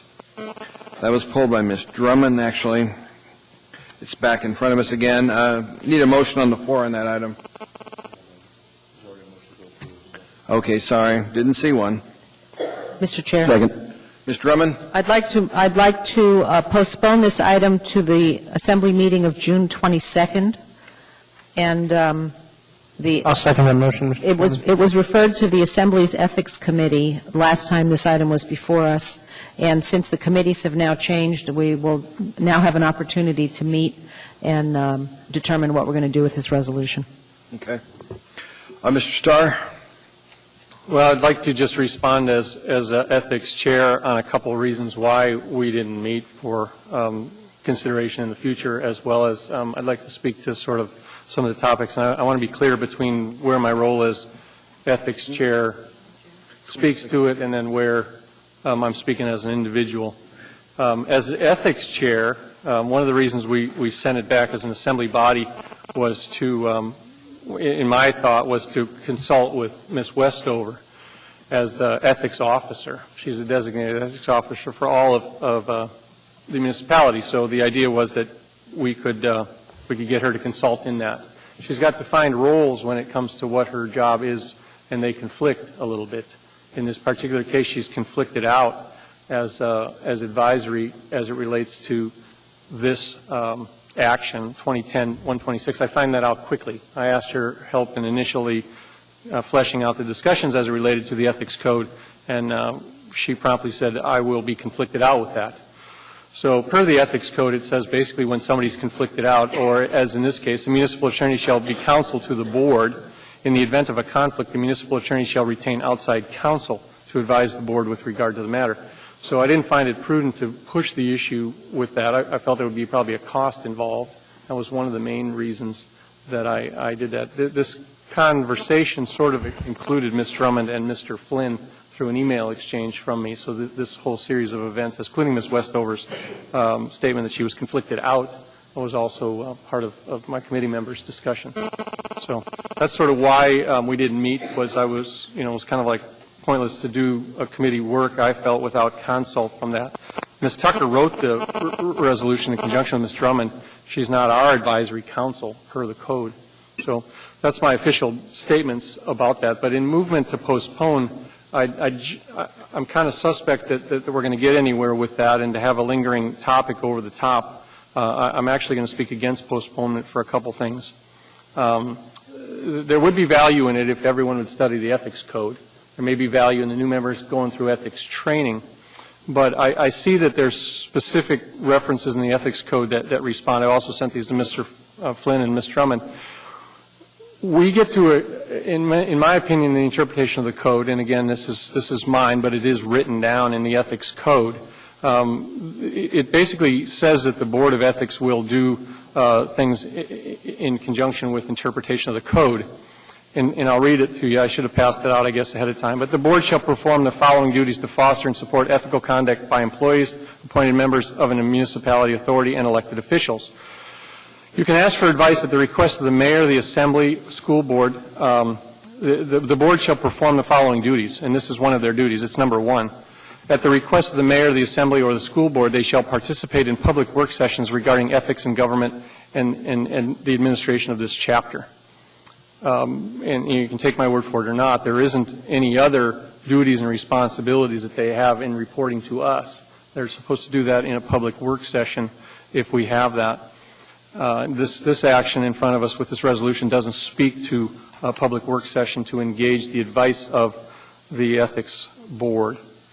They also, in number 6, they're to issue written advisory opinions as prescribed in 1.15.080. And here's how they prescribe advisory opinions. A current or former employee, a current or former appointed member of a municipal authority, current or elected official, or current candidate for municipal office or employment may request written advice regarding the applicability and interpretation of this chapter, meaning the ethics code, in a particular situation involving the inquirer. It doesn't say that the assembly as a body in this particular case has the authority to request an advisory opinion. In fact, it's pretty clear in who can. Number B here, it says the board may also accept a request for an advisory opinion on a matter referred to the board by the municipal clerk or the municipal attorney. And I think they're trying to keep us out of some of these in terms of a hands-off. That would be my opinion. So I guess, respectfully, I would say that we're not allowed as an assembly body to adopt a resolution requesting the matter. I think Ms. Drummond personally can go right to the ethics board and write it, but an affirming action by the assembly, I find it conflicting with the code. So there's my statement on why I don't see proposing it to June 22nd, however confusing that may be. Mr. Birch, sir? Yeah, I don't support postponing this. I support voting it down this evening. I think this is old news. We've hashed and rehashed this at I can't remember how many meetings. It's probably been a half a dozen meetings now. We have new members in the body. There's nothing confusing about what transpired here. It's a one-off event. I don't see this happening again, or I don't see this community experiencing something similar. So I vote against, would urge a vote against postponement and urge defeat of this evening. Thank you. Thank you, sir. Anybody else that wishes to discuss this item? Queue in, please. If not, bring up the voting on it. This is on the item to postpone this item till June 22nd. Please vote.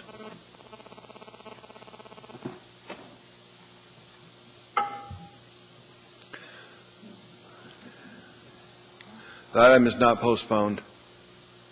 Item is still in front of us. Mr. Birch? Okay, I'm sorry. Please vote on the item in front of us.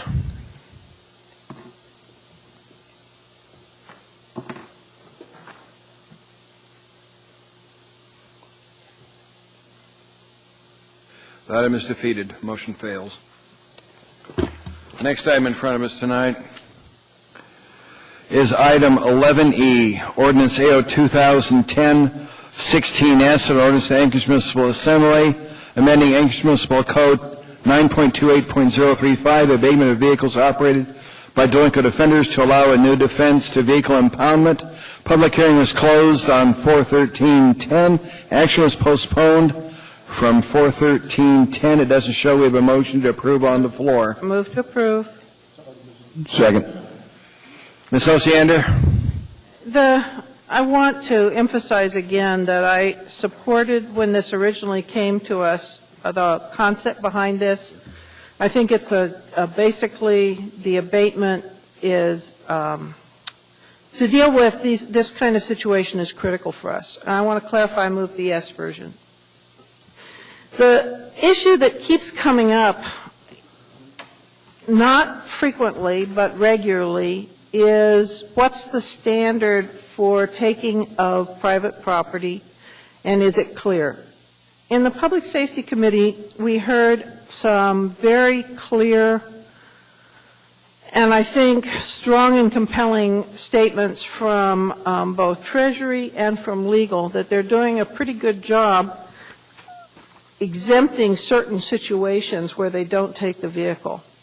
When I wrote this in concurrence with the committee at the time, Mr. Clayman, it was to recognize basically what's already in process, but to just codify that there are certain situations where you have to really clearly show why government is taking private property. So I guess to summarize, I think that this is a good process. It's working. All we're doing basically with this is codifying a rationale that's already accepted generally by the city. Thank you. Mr. Honeman? Well, first of all, I just want to acknowledge Miss Jenny Morris is in the audience, and she's taken some time away from a very important date. Her husband, James Morris, celebrating his birthday. So I want to thank you, Ms. Morris, for keeping your attention and the headlights on, so to speak, on this issue. I'm basically, if we're not to postpone, I'd like to take a vote and would not be supporting any amendment. I think that there's exceptions already listed and given the authority by the municipal city attorney's office in dealing with the exceptions, and I think it's sufficient. Thank you, Mr. Thank you, Mr. Chairman. I appreciate the amount of work that's gone into this. There's no such thing as a perfect ordinance, but I don't support these changes at this time, and at this time I would move to postpone this item indefinitely. Is there a second? We moved to second to postpone this item indefinitely. Mr. Honeman, any further discussion on your motion? Okay. Mr. Gutierrez, any comments from you on this? No, sir. Okay. Any discussion from any other members before we vote? This will postpone this item indefinitely if that's approved. Start the voting.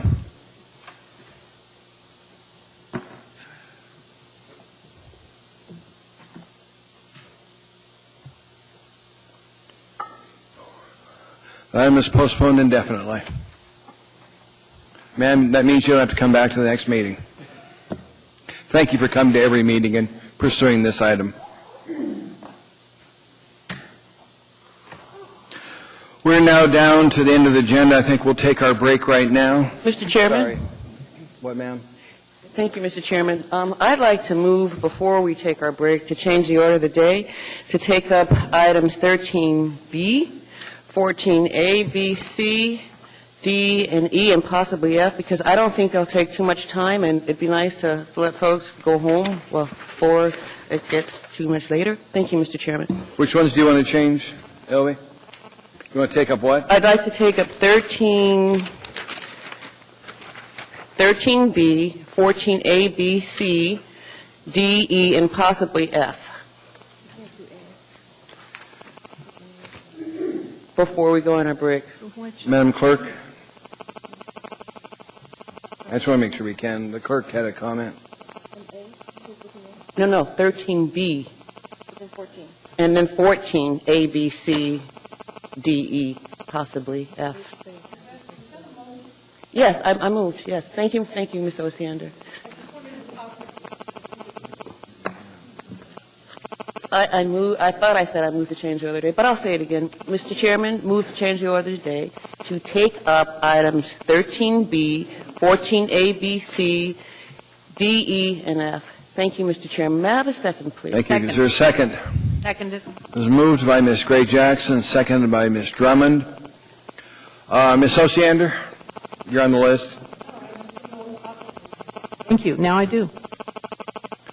Ms. Johnston? I have some concerns as far as 14A. I would feel that should be all part of the same, and actually 13B. They're all the same subject as far as the budget and levying taxes, so I'd prefer to keep that all together. Mr. Chairman? Ma'am? I really don't think it matters, but it's your call. Thank you, Mr. Chairman. Mr. Chairman? Your cell phone that's causing... Yeah, somebody's got a cell phone near a microphone. Please put them on airplane mode or get it away from your microphone.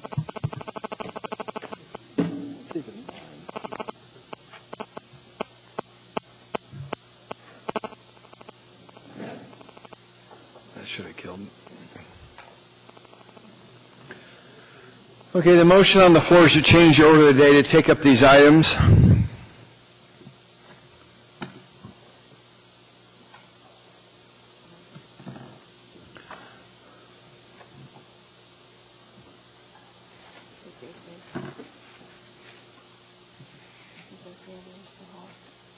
Ms. Osiander, Mr. Hall? Okay.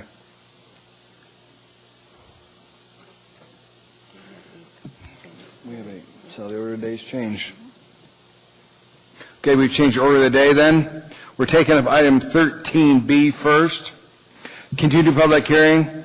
Resolution AR 2010-104, resolution of the Municipality of Anchorage revising and appropriating funds for the 2010 Anchorage water and wastewater utilities and 2010 solid waste services utility operating budgets, Office of Management and Budget.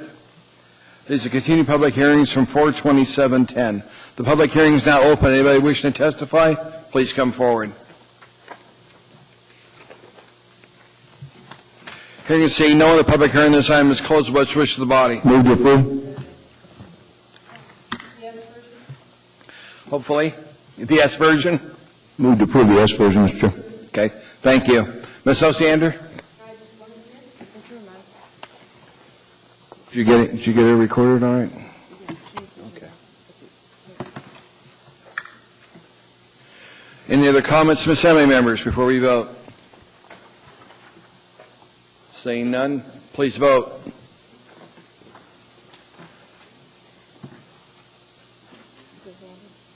Ms. Osiander?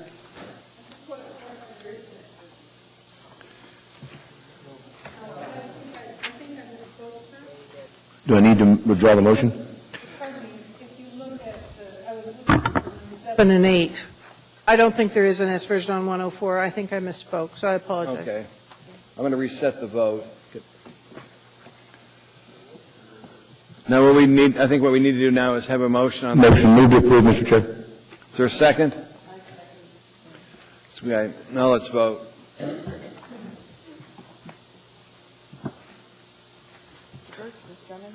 Mr. Birch, Mr. Drummond, Ms. Drummond. Good. That item is approved. Now moving on.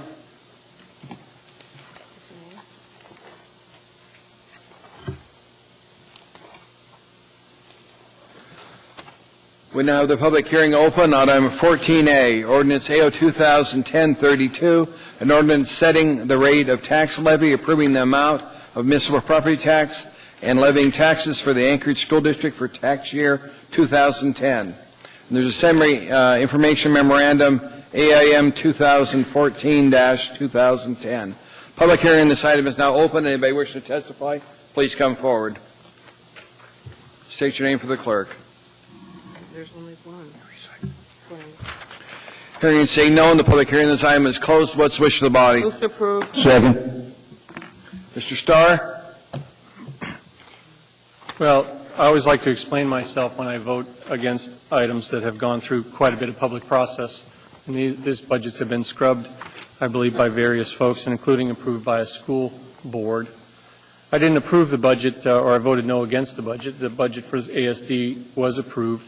I think it just needs to be fairly clear mentioned. There are several points of conflict in my statements. One of them is this assembly body provided direction to the budget building process for ASD, and that's a true statement. We acknowledged what the efforts were supposed to be.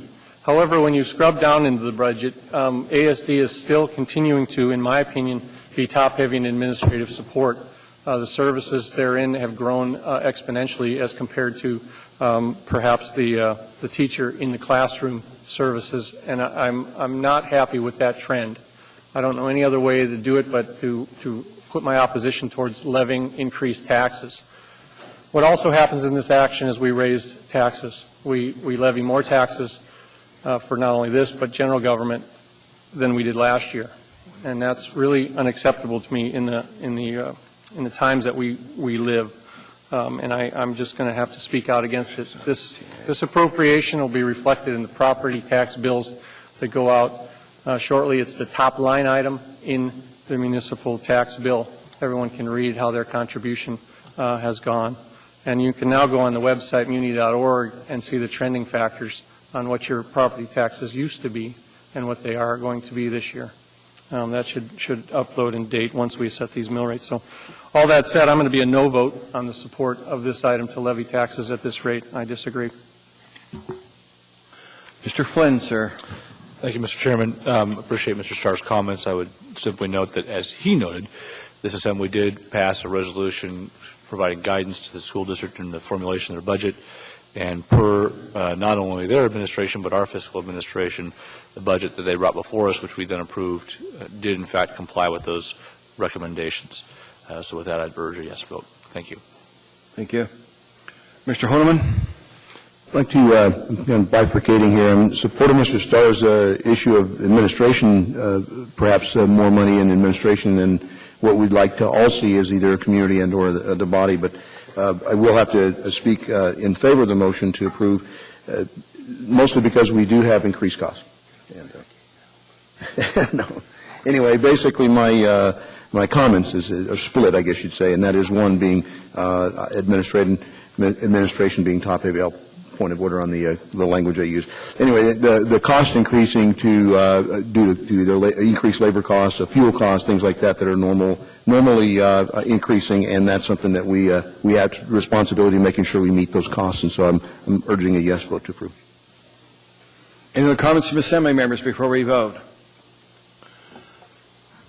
Seeing none, please vote.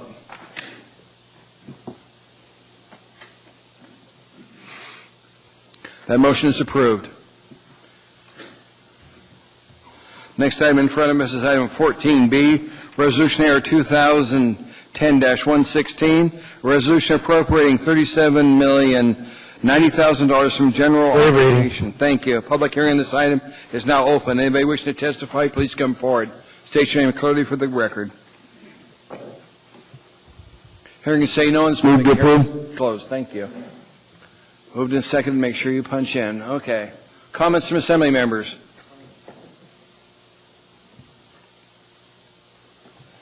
Please vote. That item was approved. Next item in front of us is item 14C. Item 14C is Resolution AR 2010-117, a resolution appropriating $1,150,000 from general. Waive reading. Thank you. Like a motion, please, to approve? Public hearing first, sir. Actually, we had to do public hearing. Thank you, Barbara. We open up the public hearing this item. Anybody wishing to testify, please come forward. Hearing and say no, the public hearing this item is closed. What's the wish of the body? Mr. Honeman? Mr. Chair, just checking with the administration, this item as approved, and there's a general obligation bond proceeding. Do we have any anticipated date of when we would either order or receive the equipment and/or I understand this also goes to O&M as far as hiring and training. I believe this is for the paramedic, or is this for the equipment for the fire truck? Is the engine company? When we would be anticipating perhaps setting the purchase for that and perhaps receipt? Mr. Honeman, through the chair, we were going to get the specs out, and this is not for O&M, this is just for the apparatus. 2 engines to replace Engine 2 and Engine 8 Engine 2 is downtown, Engine 8 is up on O'Malley Road. And we'll get the spec out within the next couple of months, and then it'll go to bid, and it usually takes 8 to 12 months to get it built. But we have a spec pretty much standard now. We're trying to save cost. Thanks, Steve. Mr. Starr? Well, Chief, you can probably answer this. The vote was pretty tight this year, was it not? I mean, I believe it was pretty close. Yes, sir, it was close this year. Unanimous. Do we need to do a better job of communicating the needs through your department to us and say market the thing, but the voters spoke and it was tight. Is there a message there? Through the chair, Mr. Starr, I'm not sure if there's a message there or just the turnout for the vote was very small this year also.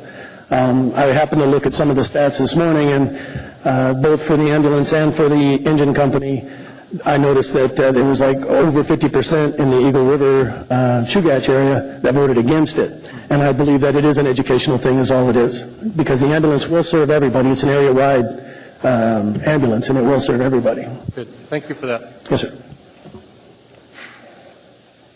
There's nobody else in the queue. Please vote on item 14C. Item was approved unanimously. Next item in front of us is item 14D. Resolution Air 2010-118, a resolution appropriating $250,000 of general obligation bonds. Thank you. Public hearing on this item is now open. This is Public Safety Capital Improvement Projects. Anybody wishing to testify, please come forward. Hearing and seeing no one, the public hearing on this item is closed. What's the wish of the body? Second. Moved and seconded. Mr. Honeman? Now the question is, when do you anticipate, again, an ambulance, I understand perhaps if there's spec for building on an engine, are there available ambulances, or I guess with the fire department's terminology, nomenclature on the item, as well as when do you anticipate getting staff to support this? Through the chair, Mr. Honeman, we do have reserve ambulances, and we actually put Medic 7 in service when we have the staffing for it.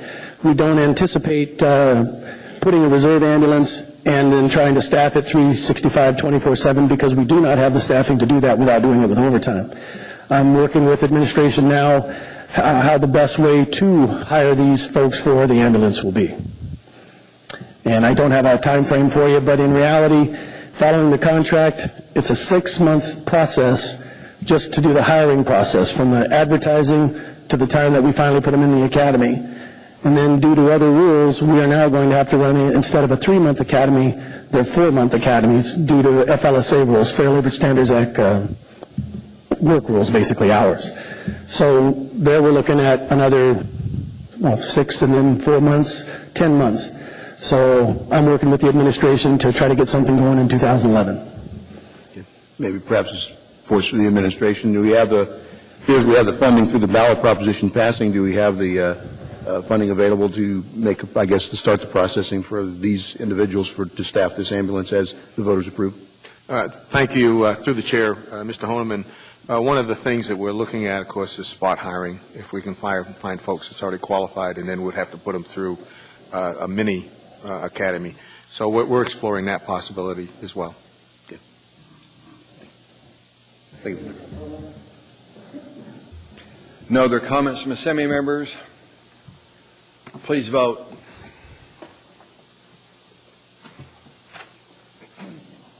That item is approved unanimously. Next item in front of us is item 14E. Item 14E is Ordinance AO 2010-33, ordinance amending 3 non-exclusive telecommunications and electrical easements at the intersection of Tudor Road and Lake Otis Parkway to Chugach Electric Association Incorporated, Project Management Engineering. There's a same memorandum, AM 223, 2010. Public hearing. This item is now open. Anybody wishing to testify, please come forward. Hearing and say no, the public hearing. This item is closed. What's the wish of the body? Second. Discussion from assembly members. Please vote.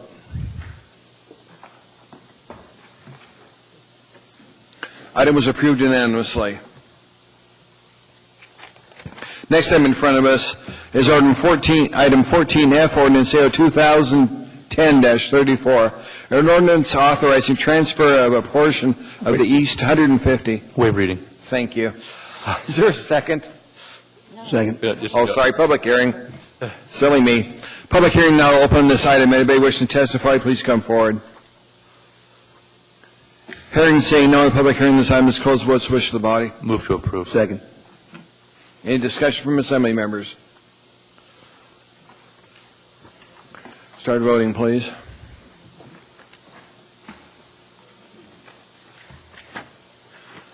Item was approved unanimously. We now go back to... Let's take our break now, Barbara. We're going to take a short break, and the assembly returns. We'll get back on the agenda again. Thank you.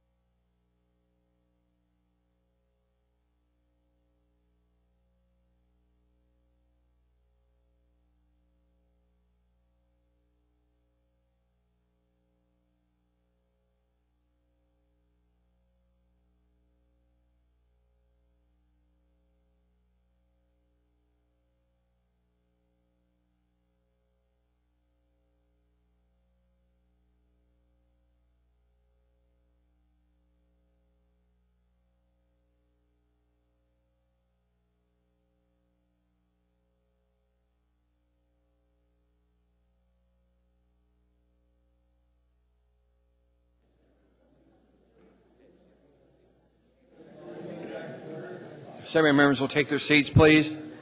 We now have in front of us item 13A under continued public hearings. Resolution AR 2010-103, a resolution of the Municipality of Anchorage revising and appropriating funds for the 2010 general government operating budget for the Municipality of Anchorage. There's a semi-memorandum 2005-210, semi-resolution 2010-103S, resolution of the Municipality of Anchorage revising and appropriating funds for 2010 general government operating budget. There's a semi-memorandum with it, also 2005-2010A. Public hearing this item is open. Anybody wishing to testify, please come forward. Anyone at all? Hearing saying no, the public hearing this item is closed. What's the wish of the body? The yes version, ma'am? Yes, sir. It is moved and seconded. Any discussion from assembly members? Mr. Flynn. Thank you, Mr. Chairman. As you know, from last night's work session, I had an amendment prepared seeking some additional funds to support downtown foot patrols. It's my understanding that the administration, the person of Mr. Michaelis and Chief Mew, met with Chris Schutte, who's the executive director of Anchorage Downtown Partnership. They went through the staffing plan for the summer months that was briefly referenced last night, and at this point, the partnership is satisfied that that will meet their needs for this year, so I will not be proposing that amendment. And that's all I have for tonight, Mr. Chairman. Thank you for taking care of that, sir. Other discussions from assembly members? Mr. Starr, sir. I also presented yesterday was several amendments which I intend to move now, so I'd like to do that. Do most Assembly members still have the worksheet from yesterday? Lots of them.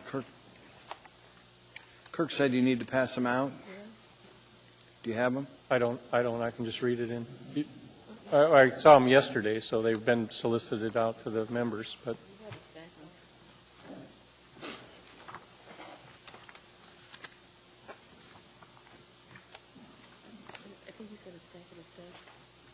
Who does? Amanda. Sorry. Here, I have one of his. Amanda's got them. Okay.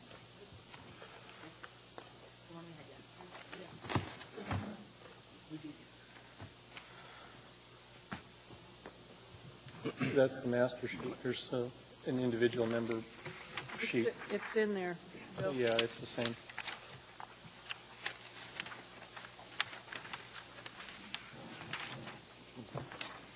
I don't need it. I have it. Are we on the same page now, Mr. Chairman? I think so, sir. I've got mine here. Okay.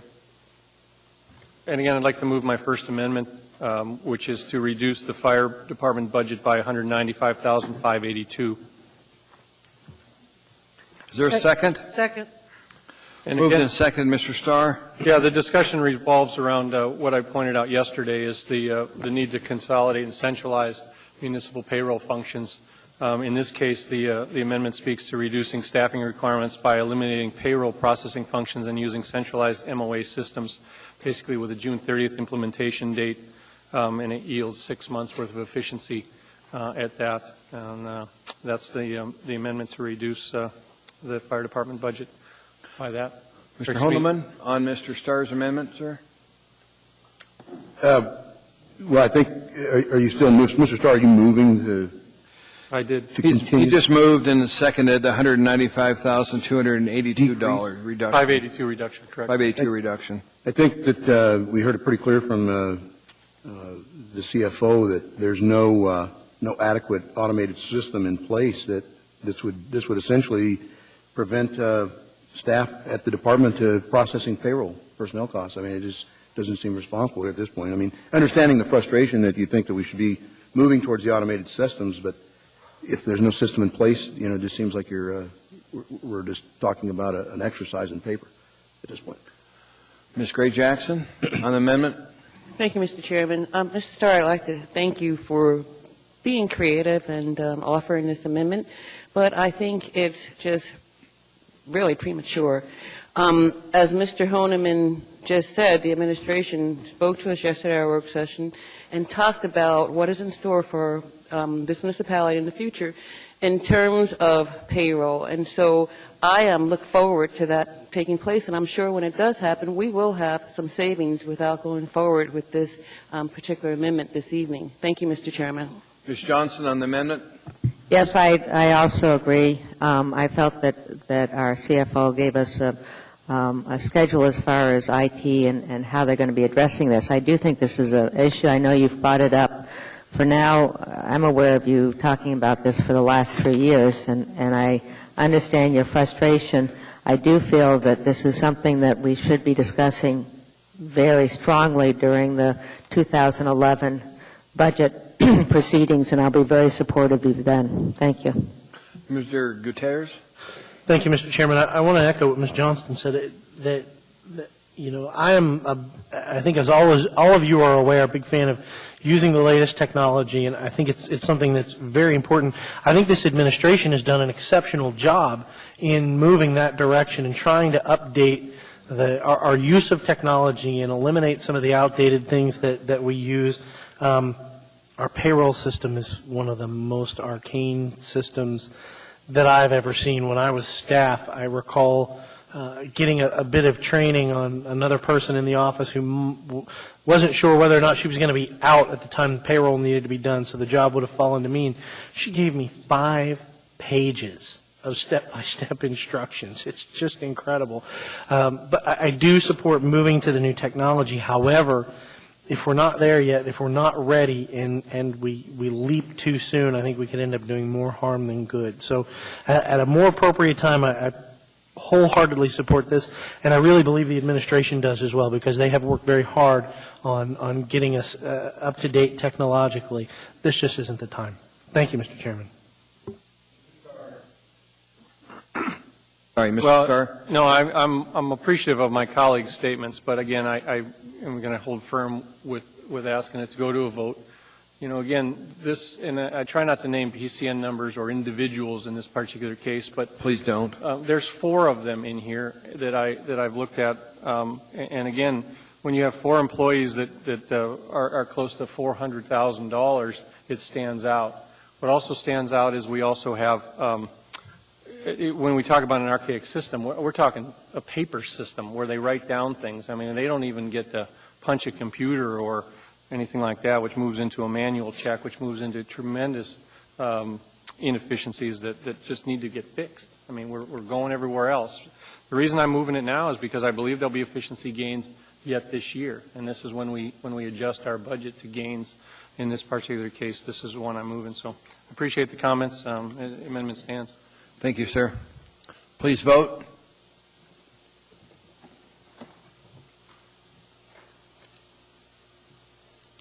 That item was not approved.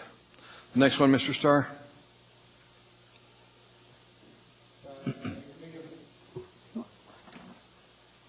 There we go. Yeah, I make a motion to reduce the police budget by $176,178. Is there a second? Second. Moving to second, Mr. Starr. Well, again, this is a reduction in staffing requirements by eliminating payroll processing function and using centralized MOA systems with a June 30th implementation date, and this will yield a 6-month efficiency gain in costs.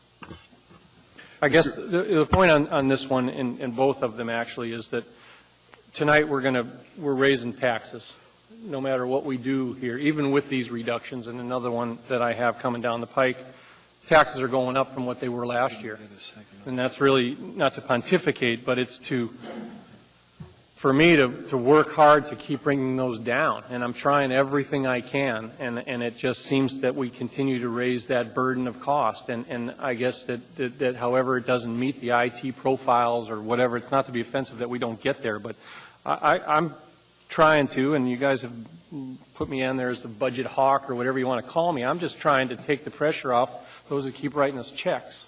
And so at the end of the day, no matter what we do tonight in reducing cuts, this one, the other one that failed already, we're still raising taxes. And that really, really upsets me. It keeps me up at night.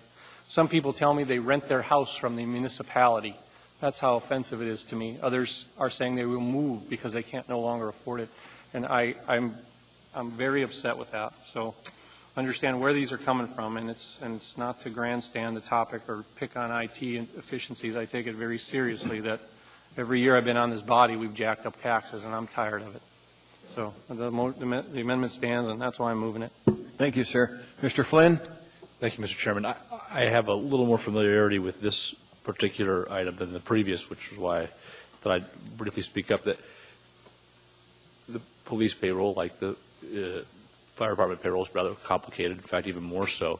And it is my understanding of the police contract is if employees are not paid correctly and promptly, that there are repercussions against the Assembly wherein we pay penalties to those officers.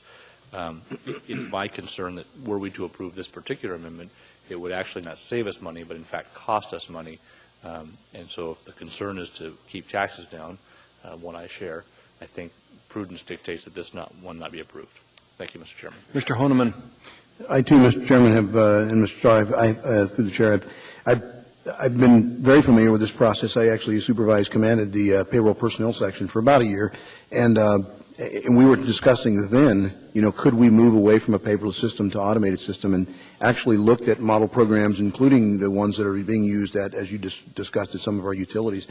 And even though the desire was strong, there's so many checks and balances in it that it just didn't happen, and I don't know why it didn't happen. And I share your frustration, and I think we need to move into the technology world. But if we're not prepared, it's an irresponsible move, and though I share the empathy with you and concern about taxes increasing, it's our responsibility to make sure that we're doing things correctly, properly, meeting our obligations and helping the administration meet their contractual obligations. So I'd urge to not vote for the amendment. Seems to be no other discussion from assembly members.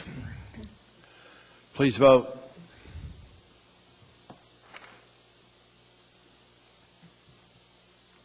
Thank you for bringing that forward, sir. That motion was not approved by the body. Mr. Starr, do you want to try your next one? Yes, sir. I'll keep glutton for punishment, as they may say. I can tell you ones I've been on, glutton for punishment, so just keep it up. Sure. I make a motion in this case, actually, to add $8,000 to the Assembly budget. Second.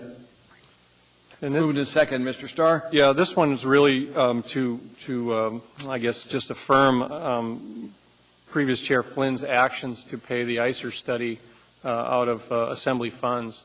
And I guess I took it a little bit harsh because I heard about the ICER study in the newspaper instead of having a discussion or debate at the Assembly level where it was appropriate dollars to that. And I'm pretty cognizant of what's happened at the Assembly level, but I didn't find that, and I would have argued against the appropriation, partly because we have staff of Mr. Moore works for the municipality.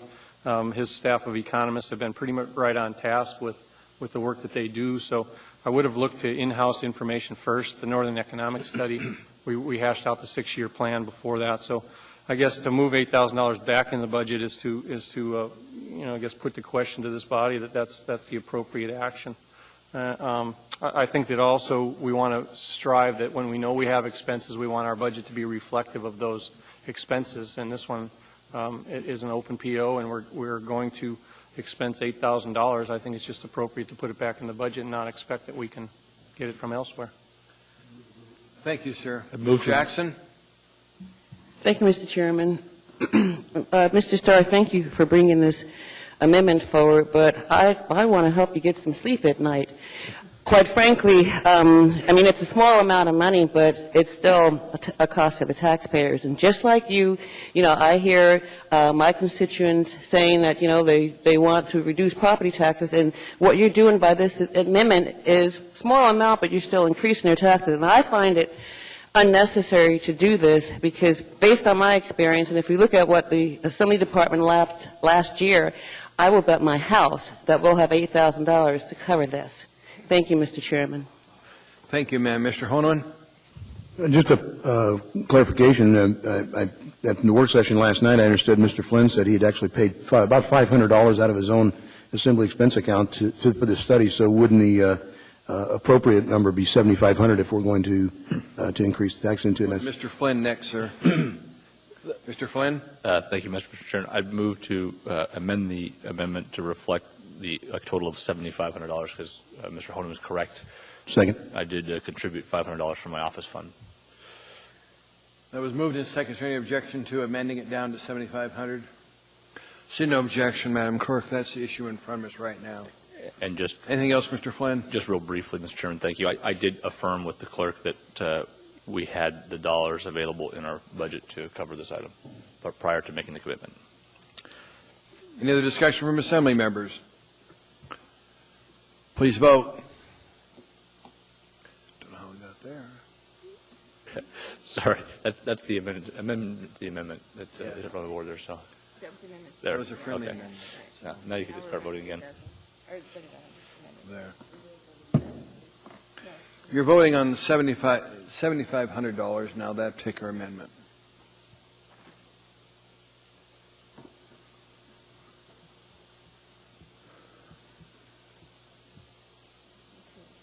That was approved.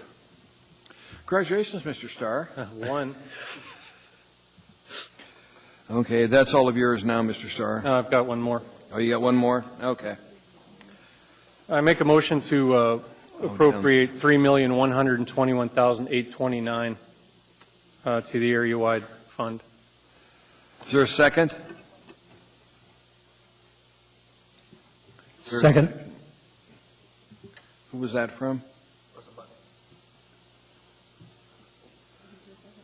That was seconded by Mr. Hall. Mr. Starr?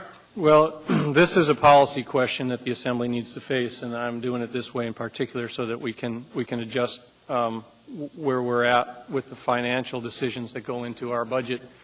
We have a safety account, a safety reserve, if you will, that we set aside dollars to handle emergencies or uncertain budgeting items, or perhaps areas where our departments go over budget.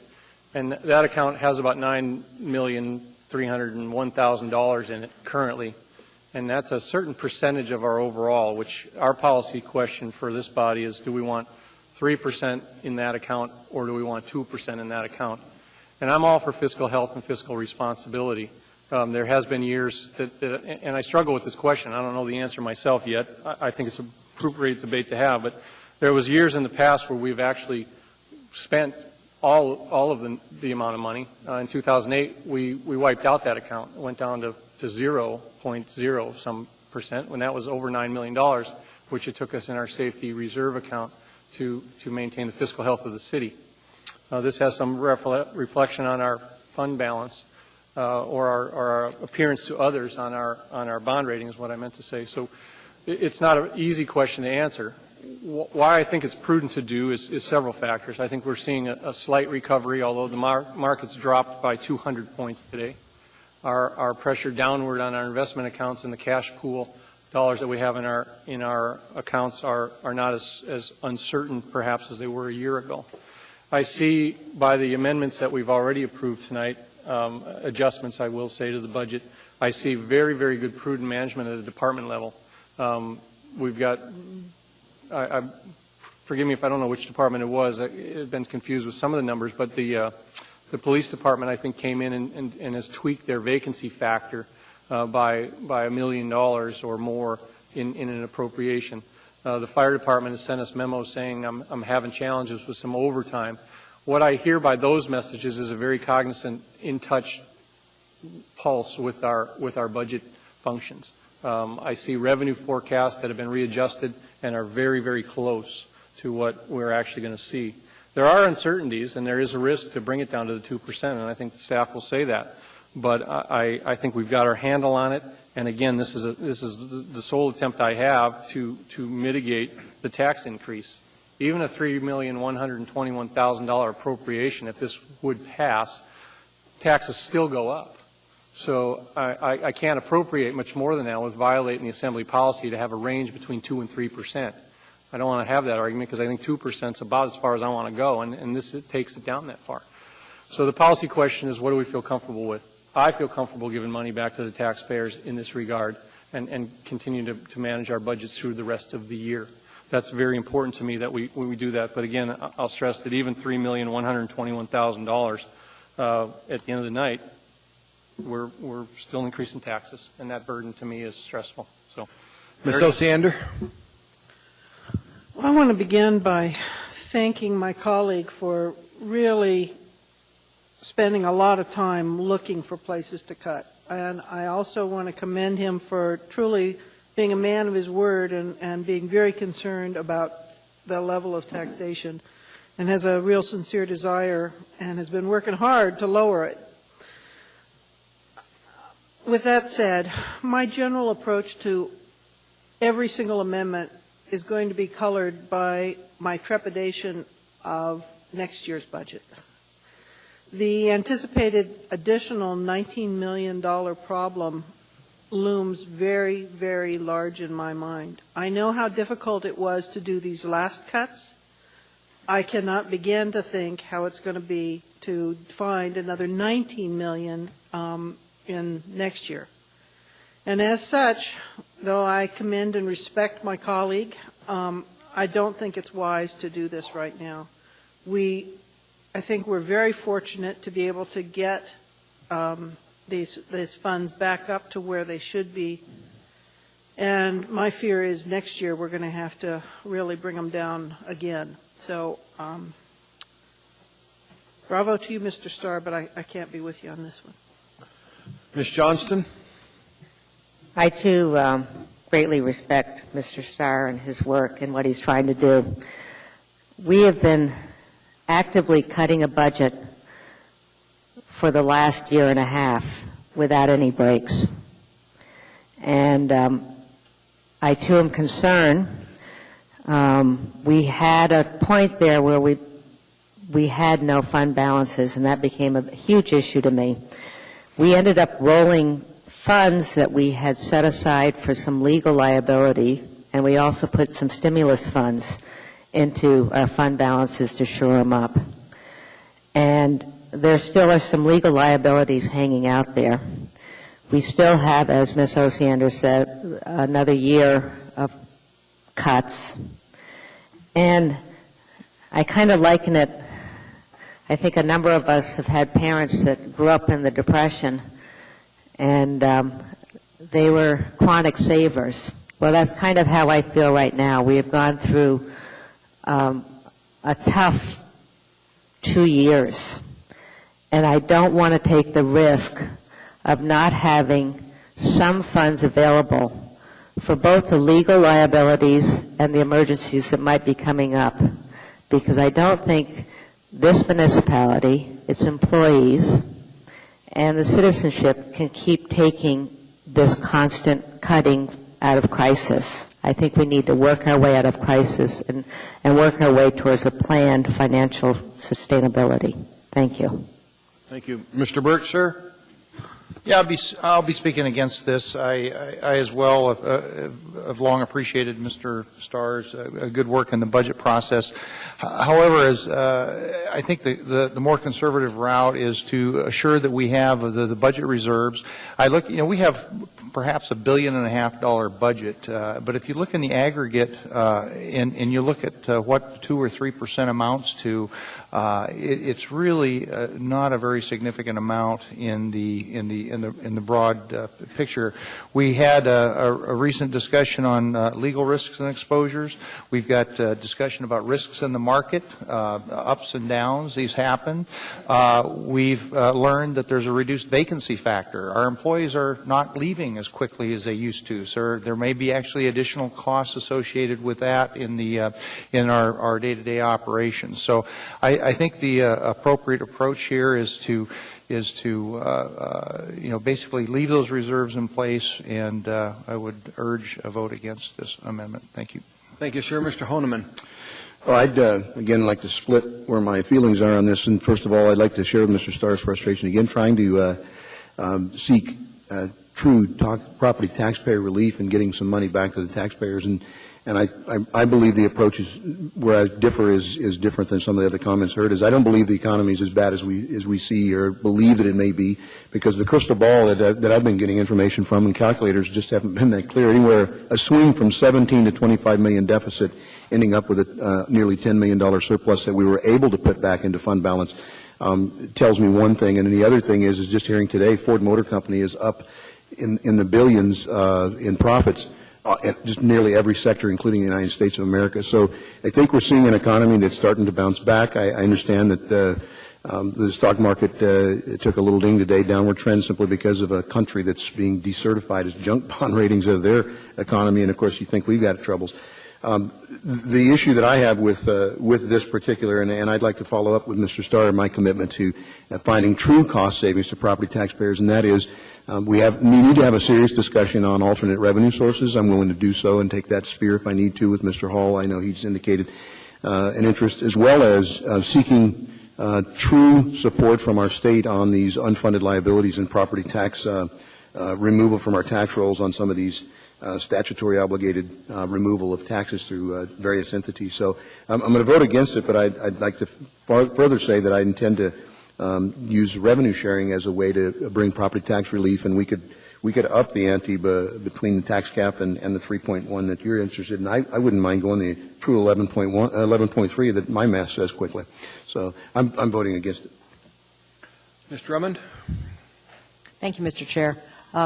I, too, appreciate the combing through of the budget. On the other hand, we all received an email this afternoon from the Deputy Municipal Attorney telling us about the aggregate contingent liabilities of the municipality in terms of legal issues may exceed $10 million. I do not like spending down our savings or not having sufficient savings to cover contingencies like this. And I think it's fine to stay here. I think it's also something we might want to do a policy discussion on where we're going to set that emergency fund as an assembly. in the future, and keep it at 3% for the time being. Thank you. Thank you. There are no other discussions. Please vote. This is on the amendment offered by Mr. Starr. Mr. Hall, sir.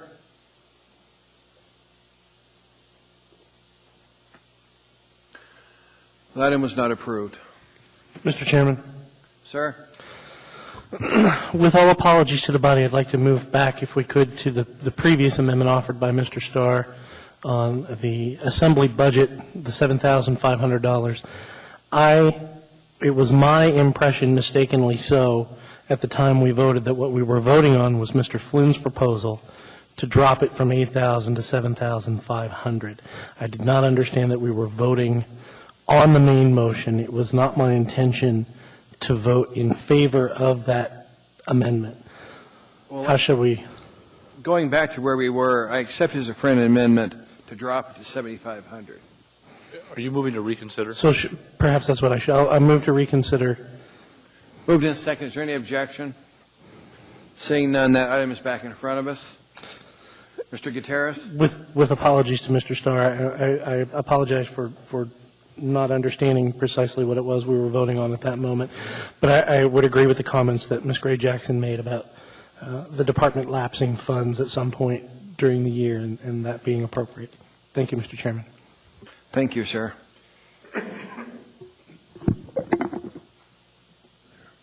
Mr. Starr? Well, if it matters back in front of us, I mean, if there's extra money in the assembly budget because we think we're going to have extra at the end of the year, then where is it? I mean, we budget appropriately. We don't budget to have the expectation we're going to save money. We spent $8,000 on an ICER study that wasn't in our previous budget as approved in the end of last year. So the point is, when we do that, we put money back in. We've got the administration and the staff have put 30 of them back in. So my movement was to say, hey, let's make the budgets realistic. We spent $8,000 or $7,500. Let's put it back in. So that's the motion. If we think we've got extra money and we're going to be over our budget, I would question the validity of that as well. It may happen, but it forces the clerk to be more efficient than she has to be. So I'm not happy about taking property tax dollars to do that, and I'm not going to criticize the ICER study, but that was a decision of our chair. But the point is, we've got to put the money back in the balance. So that's why I moved it. Thank you, Mr. Chairman. Mr. Starr, thank you for your comments. But as Mr. Flynn said, when we were debating this issue earlier, he talked with the clerk to determine if she thought that we had enough money in our budget to cover this. And as I said earlier, it's $8,000, but it's still property taxes, a small amount, but it's still property taxes that we don't have to put on our taxpayers unnecessarily. And I don't think it's necessary for us to increase our budget by $8,000. It's just simply not the right thing to do. Thank you, Mr. Chairman. Thank you. Any other comments from Assembly members? Doesn't appear to be any. Please start voting.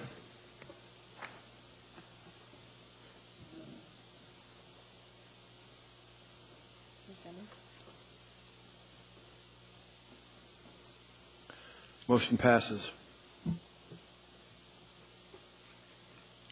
Moving down on the agenda, item 6, Mr. Drummond, at least on my list. I think it was your amendment. Do you have the list? Point of order, Mr. Chairman. I think it looks like item 5 to me. I wanted to go to 6 first. Okay. Ma'am? Okay, hold on one second. Okay, thank you. Thank you, Mr. If you Chair. would, please. I would like to move item 2 on this sheet that I'm passing out.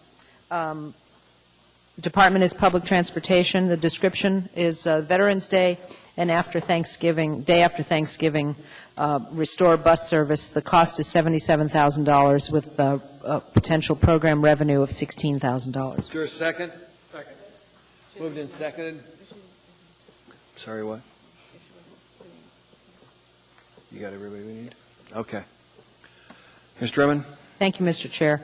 I've already had thanks from retailers for proposing to reinstitute this bus service. These are the only holidays other than New Year's, Christmas, so on, those major holidays, that we do not provide bus service. And I think retailers greatly appreciate the fact that, A, their employees can get to them on the day after Thanksgiving and on Veterans Day, and B, that their customers can get to them. I think this is an investment of approximately $59,000 or so after the revenue has come in, that will return money manyfold to the community in terms of the retailers and the ability of the public to get around. Thank you. Thank you, ma'am. Ms. Johnston? Yes, I'm going to be supporting this because to me it's commerce and it's also helping. It can be an assistant to folks to get to work, which I think we all support, any kind of economic development and anything that provides assistance for people to be productive. I was very impressed with the ridership for these days, and even though it is a subsidy, I think it covers itself as far as what it provides the community. Thank you. Thank you. Ms. Jackson? Ms. Gray Jackson, are you done? Thank you, Mr. Chairman. I just want to thank Ms. Drummond for bringing this amendment forward. You beat me to it, Ms. Drummond.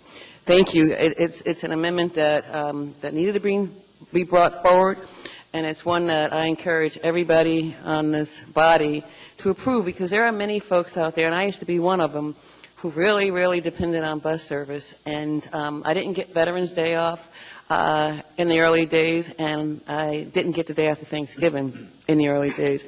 And there are a lot of folks that need to get to work. And thank you very much for bringing this forward again, Ms. Drummond. And please, folks, let's pass this amendment. Mr. Gutierrez? Thank you, Mr. Chairman.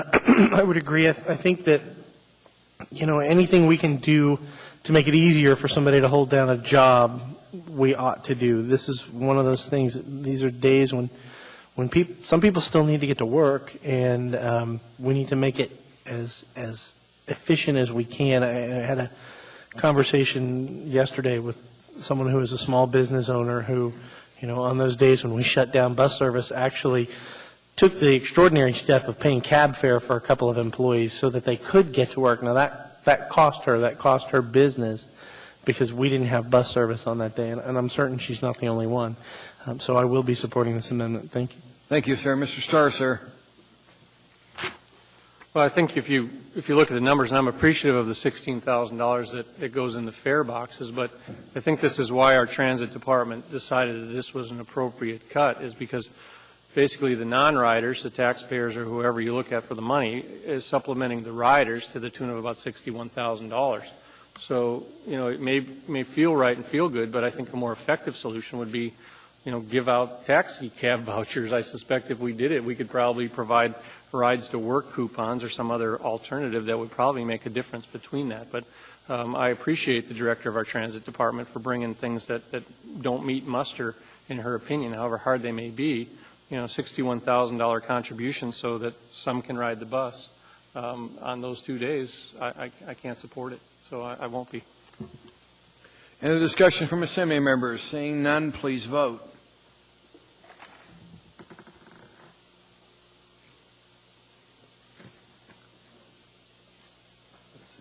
Is everybody in time? Yep. That item was approved by the body. Next item in front of us is Ms. Johnston's. It's on our amendments as yours, Jennifer. Actually, I think I will defer on this one right now. Okay. Thank you. Mr. Honeman. Yes, sir. The appropriate venue. I believe everybody still has the amendment sheets as we worked in the work session. If not, I've got extra copies. Does anybody need copies? We'll distribute. Basically, I'd move to amend, first up, order of business, fire department's budget, the amount of $200,000 increase in preparation for recruitment and preparation for a 30-person fire academy to begin the first quarter 2011. Second. Moved and seconded. Mr. Honeman. Push the button. Oh. Me. Second was Mr. Gutierrez, ma'am. We're still, I'm still showing a vote. Now, there you go. If you press on the floor. I did. There we go.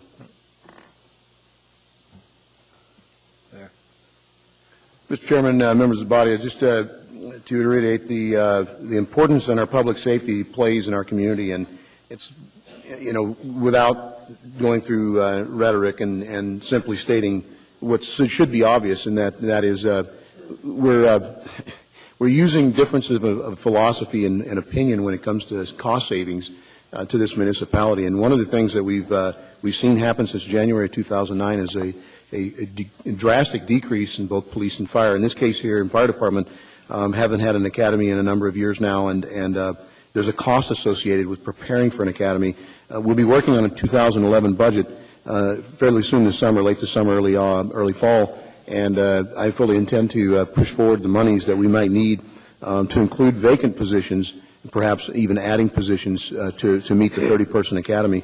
And even with that, their normal attrition as projected, and I realize that the administration seems to think that because of the economy, people just aren't leaving, and I don't share that philosophy. I don't share that fundamental feeling. And in fact, anecdotally, I'm hearing upwards to 15 additional staff from fire department may be leaving here before the year's end, and that's just on projected retirements. We don't know how many of the newer folks may be seeking other employment elsewhere based on many factors, including the looming threats of potential layoffs to meet budget. So in spite of everything, I believe that this is a very prudent thing to do, spend $200,000, and it may not even take all of that to recruit, build for, hire. We're talking things such as psychological services contract, equipment, and the overtime that it may take to do an evening or weekend training or, testing and processing of these applicants for the 2011 Academy. Thank you. Ms. Johnston? Yes, I appreciate your interest and your work on this, Mr. Hahnemann. I will be voting against this. After some discussions with members of the fire department and with the administration, I feel that we have flexibility on how we can approach the hiring academies. I think there are a lot of training facilities. There's EMTs. Both, I think, at least 3 or 4 of our university campuses have degrees in fire, and I think we have volunteer fire departments like what the Girdwood Volunteer Fire Department and the Eagle River Volunteer Fire Department that gives some training. And I think I would like to see what the chief can do as far as recruiting in a less expensive way and not having a full academy. And I will be voting against this. Thank you. Mr. Starr, sir. Well, likewise, I'm not sure that this is an appropriate time to talk the policy of growing the fire department. First quarter budget revisions are to sort of get us through the year with appropriate budgeting. The time to talk about 2011 is when we start to flesh out those budgets and have input from the community and have input from the fire chiefs and things. And so I would want to defer the conversation to have that wrapped up into that, the need to grow the department over that. Again, I say grow because the alignment between the need to have, and Mr. Honeman names 30 people, but he also names it with the uncertainties that we don't know. We're not sure how many, and that's a good, valid observation. We don't know. The other thing I think we need to step away from is the fact of how we used to do it in the past. And I think we recognize why we did academies was under a clear policy statement from the previous administration, which I believe was right. I believe it was both right in fire and police to grow those departments. What we're faced with now isn't that vast pressure yet to continue to grow those departments. First off, we're fiscally constrained, and the second one is that what our community is telling us to do? I don't know, and I can't answer that now. But I do know when we budget build, that's the appropriate time to ask those questions and go to those department heads and have those public forums and have those testimonies, and I would like to do that. So like Ms. Johnson said, I'm not sure that we need to call it an academy, but a recruiting process. I think there's some validity in putting out a consistent message to how we're going to replace those that leave our departments. I want to make it clear that I want to maintain the status quo. The funded positions that we currently have are important. I think they meet a need. They match our fire stations. They match our equipment. They match what I believe the community is telling us that they want. There's other models to recruit, however. Our academies are typically staffed by the profiles that we determine at a department level, but they negate things like in the fire department, firefighter 1 or firefighter 2 or EMT flexibilities or a promotion program that we may align with Girdwood volunteers or Chugiak volunteers to motivate those people to come into the career. That also promotes from within. It takes people in our community and promotes them into jobs that are available in our community. That's very attractive to me. So I think the point I'm trying to make is that I want to have an expanded discussion. It's not tonight. I will also note that the budget for the fire department is about $77 million. That's 10% more than last year. So the fact of the matter is we are all contributing and we support our public safety groups. And to say that, oh, well, he doesn't support this amendment, he doesn't support public safety. I supported the $77 million. I think it's appropriate. It's 10% growth. Out of $77 million, we can't find $200,000. Seems awfully strange to me that we don't have those efficiencies if that's the chief's priority, and he works that out with the executive branch leadership. So I'm not going to support it. My dialogue will be similar because I know what Mr. Honeman is going to do in the police department. My dialogue will be shorter there, but the concept's sort of the same, because I think it's time to do that, but defining what an academy looks like and making the conscious decision to grow our departments as opposed to maintaining what we've already approved as staffing is a very important question and debate to have, just not tonight. Thank you. Mr. Burt, sir. Yeah, I also will be voting against this. I think the idea of, at our first quarter budget revisions, of basically aligning a 30-person fire academy with a total cost of $2.6 million is, I think it's really premature. We have had some indication that there are reduced turnover within the department, that people are not leaving, and I think we should be taking a look at that in the next few months to see if that in fact is holding up, because that will undermine our vacancy factor and reduce the there actually ends up increasing the cost of doing business. So I think next year is the time to take this up, and will not be supporting this. Thank you. Thank you, Mr. Honeman. Mr. Gutierrez. Yeah, thank you for the comments. And I'd like to, I don't know if it's appropriate to ask the chief to answer this one particular question that I didn't get a chance to request to ask on, and that's these alternative sources of recruitment and what that might look like how long a time, and what would there be costs associated with processes that we're not familiar with, and that sort of thing. But just to make a couple of quick points, and one is, under the current processing or applications, is about a 6 to 8 month process. That's what I've been being told across the board, both at police and fire, and that, quite frankly, the increase to the fire and police budget, and particularly in this case, fire case, had to do a lot with the increased labor cost as to the contract 2010, and also in the increase in the police and fire retirement, which was recommended and a responsibility of this body to meet. So to sit here and say that we increased the fire department's budget 10% and that meets the needs of the department when we're still talking vacancy factors and potential layoffs before the end of this year, I think it's irresponsible that if you say you're in favor of public safety and supporting public safety, to not really be looking realistically and forecasting ahead. You talk about crystal ball issues, and I hope that we don't lose as many people as I'm hearing. I really hope that. And I hope that you hope that too, because our community, it's imperative. It's imperative. Mr. Hall, Chief Hall, through the chair, have you heard of these alternative recruitment sources that is being espoused by Mr. Starr and others, perhaps? These other academies, the university, is this something that we've looked into as a department, and have you seen, is there any cost associated with that, or is it something we could do that might that you're familiar with? Through the chair, Mr. Honeman, yes, sir. I actually, when we were talking about this with the executive staff, Mr. Vacalis and the mayor, I brought up the fact that we might be able to hire folks that are already firefighter 1, already a paramedic, and already an EMT. However, we still do have to put them through a mini academy to show them our ways.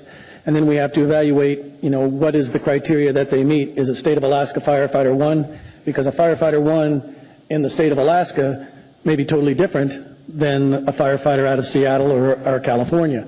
But yes, we are looking at those. We are working with the administration and we're actually working with legal. And there's a long story that goes with it. But back in the 90s, we lowered our standards to 18 driver's license, basically being able to breathe because we could teach them. Well, to raise those standards, we've been working with legal to see that if we can raise our standards and still meet EEO and all the reasons that we lowered them in the first place. But that's a very long conversation, and I'm not sure this is the place for it now. Well, I've heard the comments. Thank you for your comments, Chief. The question I had was, have you seen, is there an expense? Is there any preparation that you'd have to do as a department to move to something like this in order to meet your needs for a 30-person academy beginning first quarter of 2011? Is it something that we would have to do? This is our only crack now at the first quarter to amend our budget to do something. And I'm asking, do you have the funds and do you potentially anticipate having the funds for that? This is the forum that we have for me to be able to propose this funds for assistance to the fire department.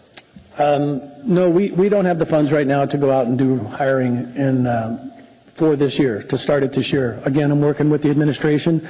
I've had a couple of sit-downs with pretty much all the executive staff to talk about how we're going to do this in 2011. We had difficult times, as Ms. Osiander pointed out, when we put this budget together for 2010. It was a long, hard thought process. We gave the best we could, and that's what we're living with in 2010. And I've come to Ms. Frasca in regards to first quarter budget revisions to help me get through 2010. And if that goes through, then we're set for that. I'm looking at 2011 is what I'm working with the administration. Yeah. Mr. Gutierrez? Thank you, Mr. Chairman. Chief, I actually don't have any questions for you, but I suspect others might, so you might not want to go too far. Yes. I didn't have a lot to say, but I kind of want to respond now. Actually, and Chief, you may want to respond. But the time, Mr. Starr asks, is the time now? And I think the time really is now. What we're talking about with these dollars is the preparation that's necessary to do an academy. We don't just say, hey, kids, let's do an academy next week. Snap your fingers and it's done. It takes time to put these sort of things together. And I hearken back to the night that we approved Chief Hall's appointment. And there was a motion to delay it for 2 weeks. And the mayor really didn't want to do that, and I was kind of on the fence, so I want to have a conversation with him. So Mr. Vacalis and I and the mayor went out in the back hall, and I said, why can't this wait for 2 weeks? Why does it have to happen now? Because the chief's got some great ideas on how we can recruit people less expensively, and we really need to get that going. It couldn't wait 2 weeks. That was 7 months ago. The time is now. If we're going to prepare to start recruiting firefighters, and we are not talking about growing the department. Right? We're not even talking about maintaining the department. We're talking about slowing the slide. And it's even more so with the police department. The time absolutely is now. I think the other question that Mr. Starr posed, is this what we're hearing from our constituents? And I can tell you, heck yeah. Every single day I hear this. The most important thing to the people in my district, other than some that live on streets that are absolutely crumbling to dust, is police and fire. We want police protection. We want fire protection. That's what I hear. Thank you, Mr. Chairman.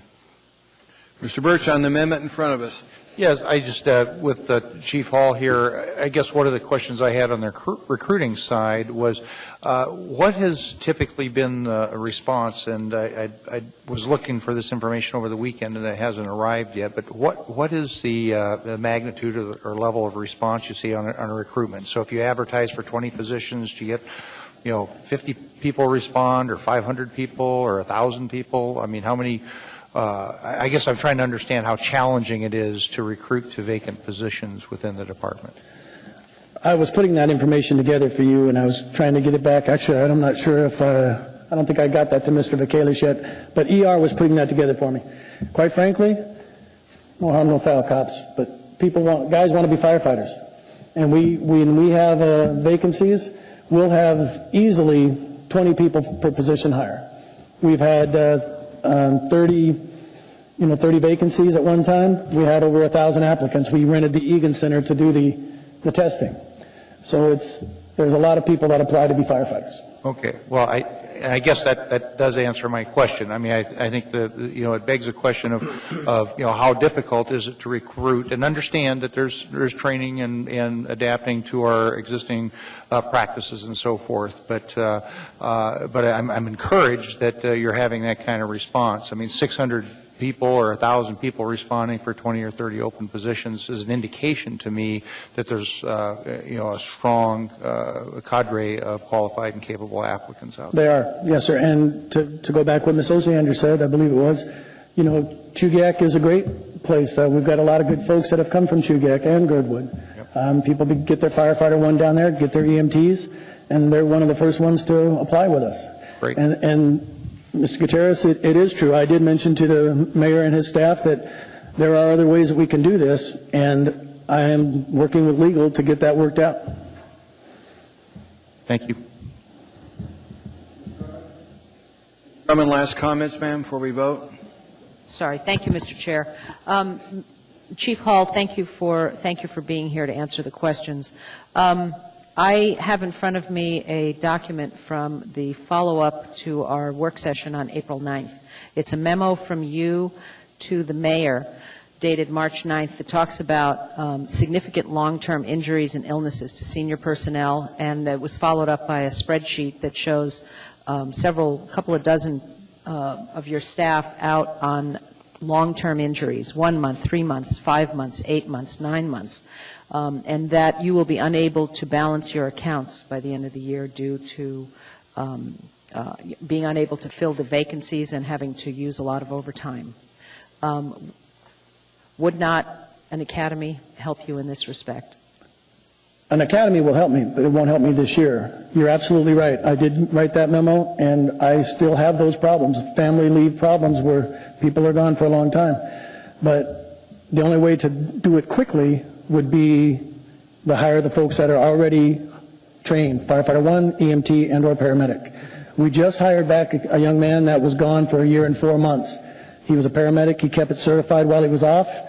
And then he came back and we're able to put him, he's in the internship program now. So we are going to be looking at that, and again, I'm working with legal to make sure that we can, and we will, as you know, the bond passed for 7 folks. We may try to hire those 7 folks and do OJT after we know that they're firefighter qualified, paramedic qualified, or EMT qualified. That's for the Sand Lake Ambulance Yes, ma'am. Group. Yes, thank you. And one more question on this. I should have asked you when I got this memo.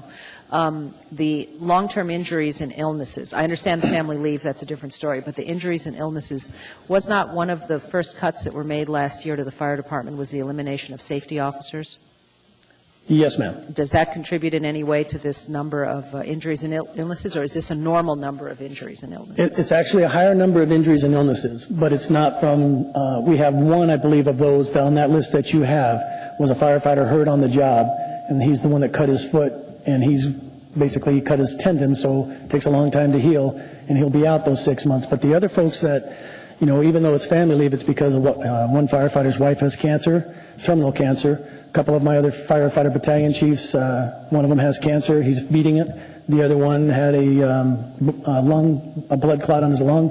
So they're not on-the-job injuries, and the safety officers really, that's not indicative of why they're off. Okay, thank you. Yes, ma'am. Quick question, Mr. Starr, on this amendment. I just heard you speak to the need to hire, and you've got some flexibility to bring them on to staff this year. Do you need this $200,000 to do that, or are you budgeted appropriately to man up, if you will? All we would have to do, well, if we're able to bring them on, obviously it's going to incur cost, salary-wise and equipment-wise, turnouts, and then I don't believe that, and I guess I would look to Ms. Usera, that the advertising wouldn't be that expensive to preferred candidates. Well, I guess the nature of the amendment is to be ready for next year. I won't ask that question, but you can always come back to us to appropriate dollars mid-year, and we've got other sources to do that. We did it last year to appropriate dollars, and we did it the year before that to maintain budget compliance. So, we've got some flexibility, and it may be hard conversations to have, but come back if you feel you need that from us, and we'll Thank you, sir. I will. Thank you. Thank you, Chief. There are no other questions from the body. Yep. We have the amendment in front of us. This will add $200,000 for the fire department.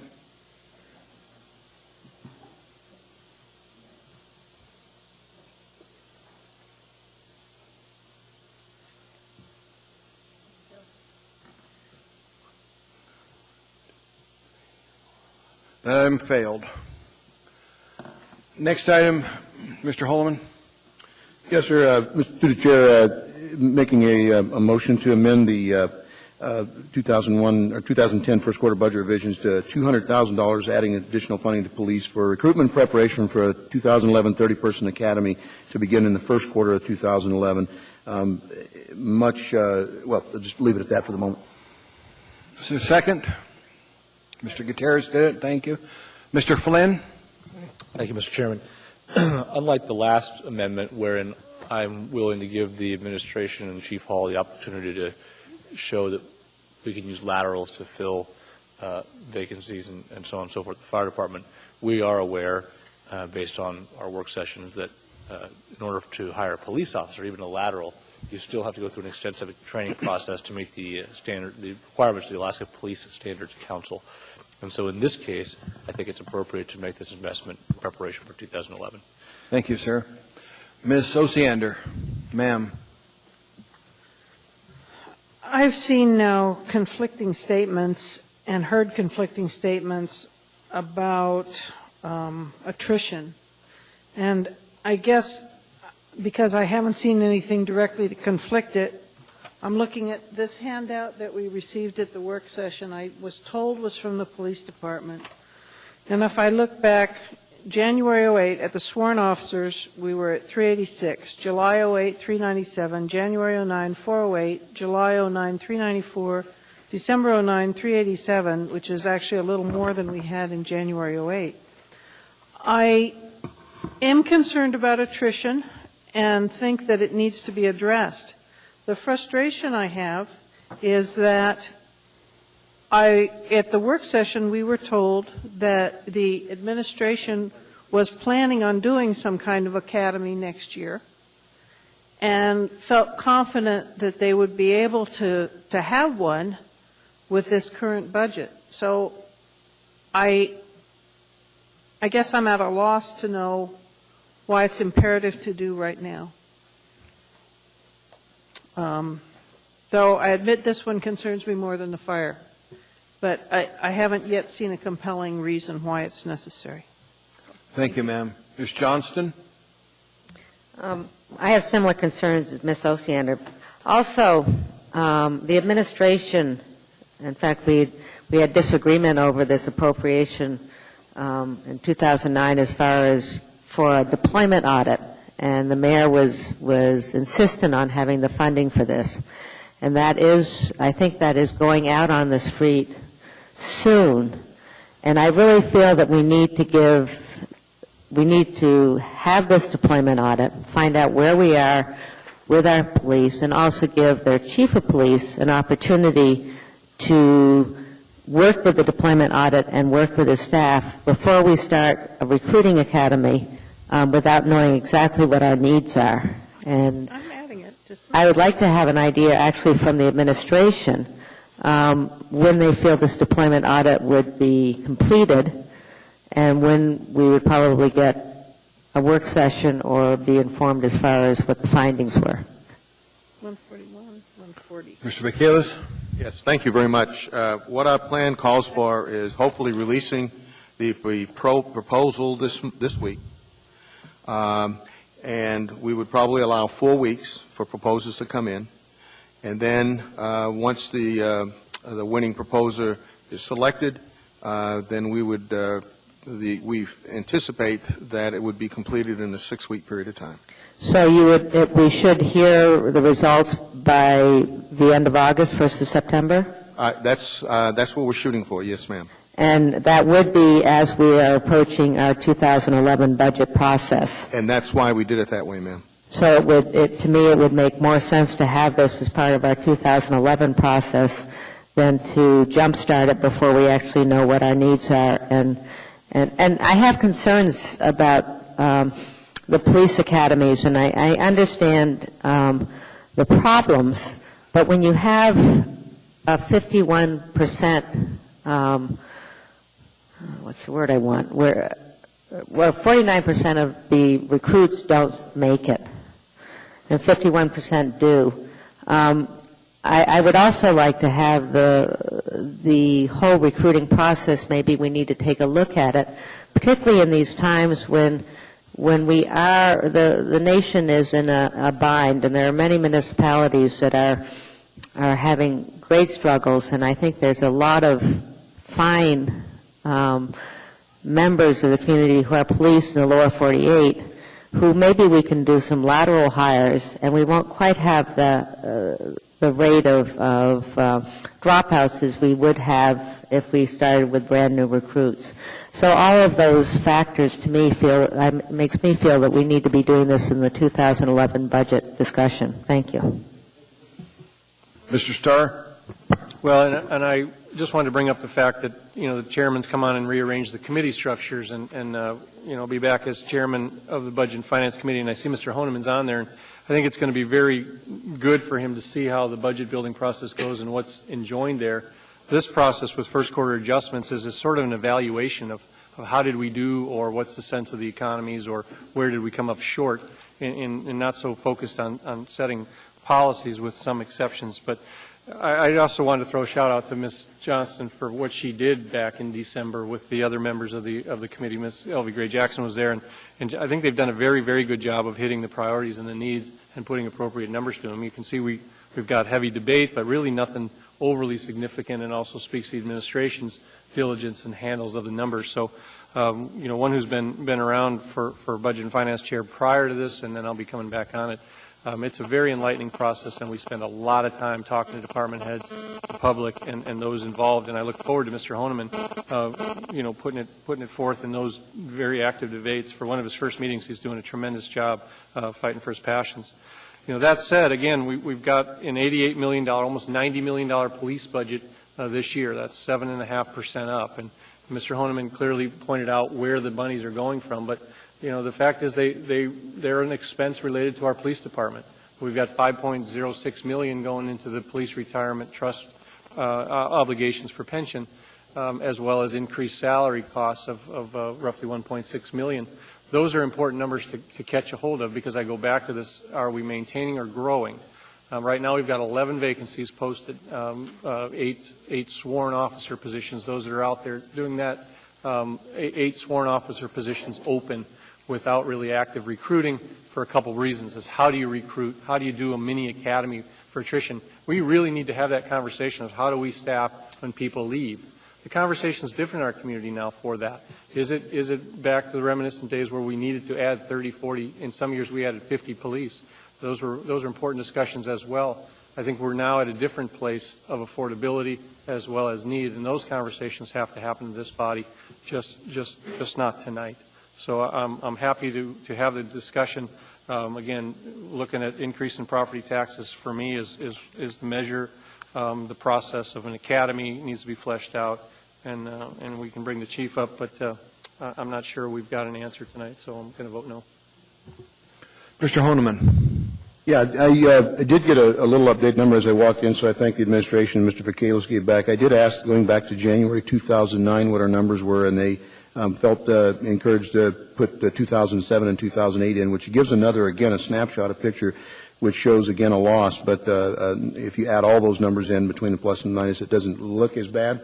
But if you go through January of 2009 and look at the total number of hired, and I'm going to assume this is showing sworn. It doesn't show the difference between its sworn and unsworn, but they show hired 5 officers or 5 employees in 2009, and we've lost 40, which is a net loss of 35. And that's in 2009. 2010, they show hiring 3 and losing 7. So again, taking those two numbers together, we're still in a net loss, approaching 40. And that's not including, we just had a retirement recognition for Sergeant Denny Allen. His number's not in there. We've got a gentleman, as I found on Friday, that left the ranks of the sworn in the FTO process, didn't make these standards. And Ms. Johnston, to answer your question about the 41% attrition rate in the academy, that is because the standards are fairly high, and in spite of the best efforts of the police department and its personnel unit and its background specialist, to try to get the right mixture of person to do the very best they can at someone's very worst moment in their life. These standards must be met, and I don't see where passing a person who's not performing to standards is to our benefit. Not to mention the fact that some people are injured during the course of the academy, the training, or even on the street, And some people get out on the street and find out that it's just not all it's cracked up to be, so they're leaving at their own free will, and some have bannered about whether or not we should bind someone for a period of time to pay back those costs, both in the you're paying them from the day they first walk into the academy for training. Some people have a heartburn with that. And so my answer to that is that what is the perfect answer? Well, I don't know. Let's bring the chief up here. I'll ask him what's the preparation cost here. And I went to the department. I went to training units, and I'll ask the chief, Chief Mew, if you were to have a 30-person academy beginning the first quarter of 2011, do you have the funds in your department's availability in 2010 to incur the cost of an order of ammunition? And how long would it take to get that order of ammunition for a 30-person academy beginning in the first quarter? Let's just pick a date, February 15th. Starting February 15th, how long would it take to get an order of ammunition? How much roughly would that be? Or do you have that answer tonight? Mr. Honeman, through the chair. I'm not certain that we have an academy scheduled for the very beginning of 2011 yet. So naturally, the closer the academy is in the future, if it was the very first day of 2011, we would be in a bigger rush now. The need for spending money would be a little more desperate than otherwise. We may be looking at an academy later in 2011. We haven't made that decision yet. If we have more time, there's more things we can do in-house. We can avoid certain expenses like maybe recruiting outside, travel, things like that. So as you know well, I mean, depending on how many people we're recruiting for, which we haven't established yet, what the length of time is we have before we get to the academy, that's all going to affect how much money we need and how fast we have to spend it. My feeling is that we need to first settle whether we're going to have an academy in 2011 and when, and then start backwards planning from there. I think some of the upfront stuff we could probably get started on in-house without spending too much money. A lot of the money we would have to spend on the expensive testing, the psychological testings, the polygraphs, the medical stuff, could probably wait into 2011 and could be worked into the budget conversation for that year. So there's a lot of moving targets here. It's hard for me to give you an exact answer. Okay. Well, the answer to the question I asked was ammunition, for instance. How long does it take, or do you know? Maybe someone from the APDEA, I see a couple of people here that worked in that section in ammunition orders. How long would it take to get an order of ammunition sufficient for a 30-person academy in the first quarter of 2011? I can't tell you what that time frame would be. I don't know if it's appropriate through the chair. If there's anyone out, well, okay. Let me go with that. Well, thank you, Chief. So I guess to go back to the question of you've got some shortages since January 2009. I recognize you didn't come on in the department until later in 2009 yourself, but having an academy beginning in early 2011, would it be more beneficial than say, waiting for later in 2011? Do you see, even anecdotally, a loss of employees at your department between now and the end of 2010? In order to make our vacancy factor that we're budgeting for, we will intend to see a few more people leave and not replace them. So we expect by the end of the year our actual numbers, not our authorized numbers, but our actual numbers will drop a little bit more. I think we want to level that in 2011 if the budget allows us to do that. And that would probably take an academy. I don't know that we've decided when in the year that academy would be and how much of the year we should fund for that, for the salaries and everything that goes along with it. I think that's a 2011 budget discussion. If I started today, we couldn't get a full academy by the end of this year. So I really think it's a 2011 discussion. So give me an idea, what would it be in the process to start it? If you were to start in January building for an academy in 2011, when would that ideally be? How long does it take? 2 months, 4 months? To hire a full academy, to recruit, train? To prepare, to recruit, to advertise? Well, I would think 9 months anyway. So the best you could come up with is possibly an academy starting in September or October, if you started January, first week in January or something. Oh, if we started recruiting on January 1, yeah, it would probably be third to tail end of the year. If we started getting this, up to step on things this summer, we could have 6 months on that potentially. And do you have the funding to be able to start up right now to recruit for a early first quarter 2011 academy? I think we can get started on it.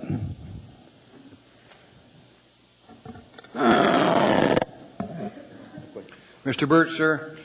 Yeah, thank you, Chief. Appreciate your comments on the aspect of the academy. One of the questions I had for Chief Hall related to the level of response and participation from in when you put out an ad, and I realize you haven't been with the department that long, but do you have any sense for if you do have a vacancy of for 5 or 10 positions or 20 positions, what kind of response you get from qualified applicants?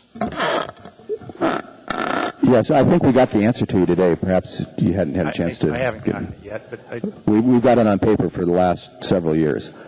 I can tell you that, and I could read you the figures if you want, or I could see afterwards. I'm just curious. I mean, we heard from the fire department that they have 20 vacancies or 30 vacancies and 1,000 respondents from good qualified folks.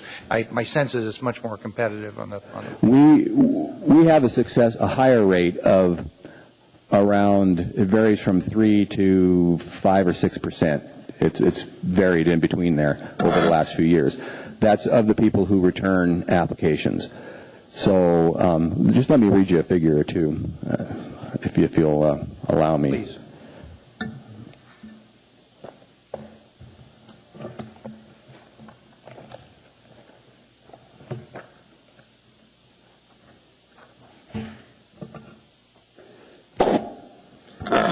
Okay, I'll just pick a few of these at random. In 1997, we had 4,400 applications sent out.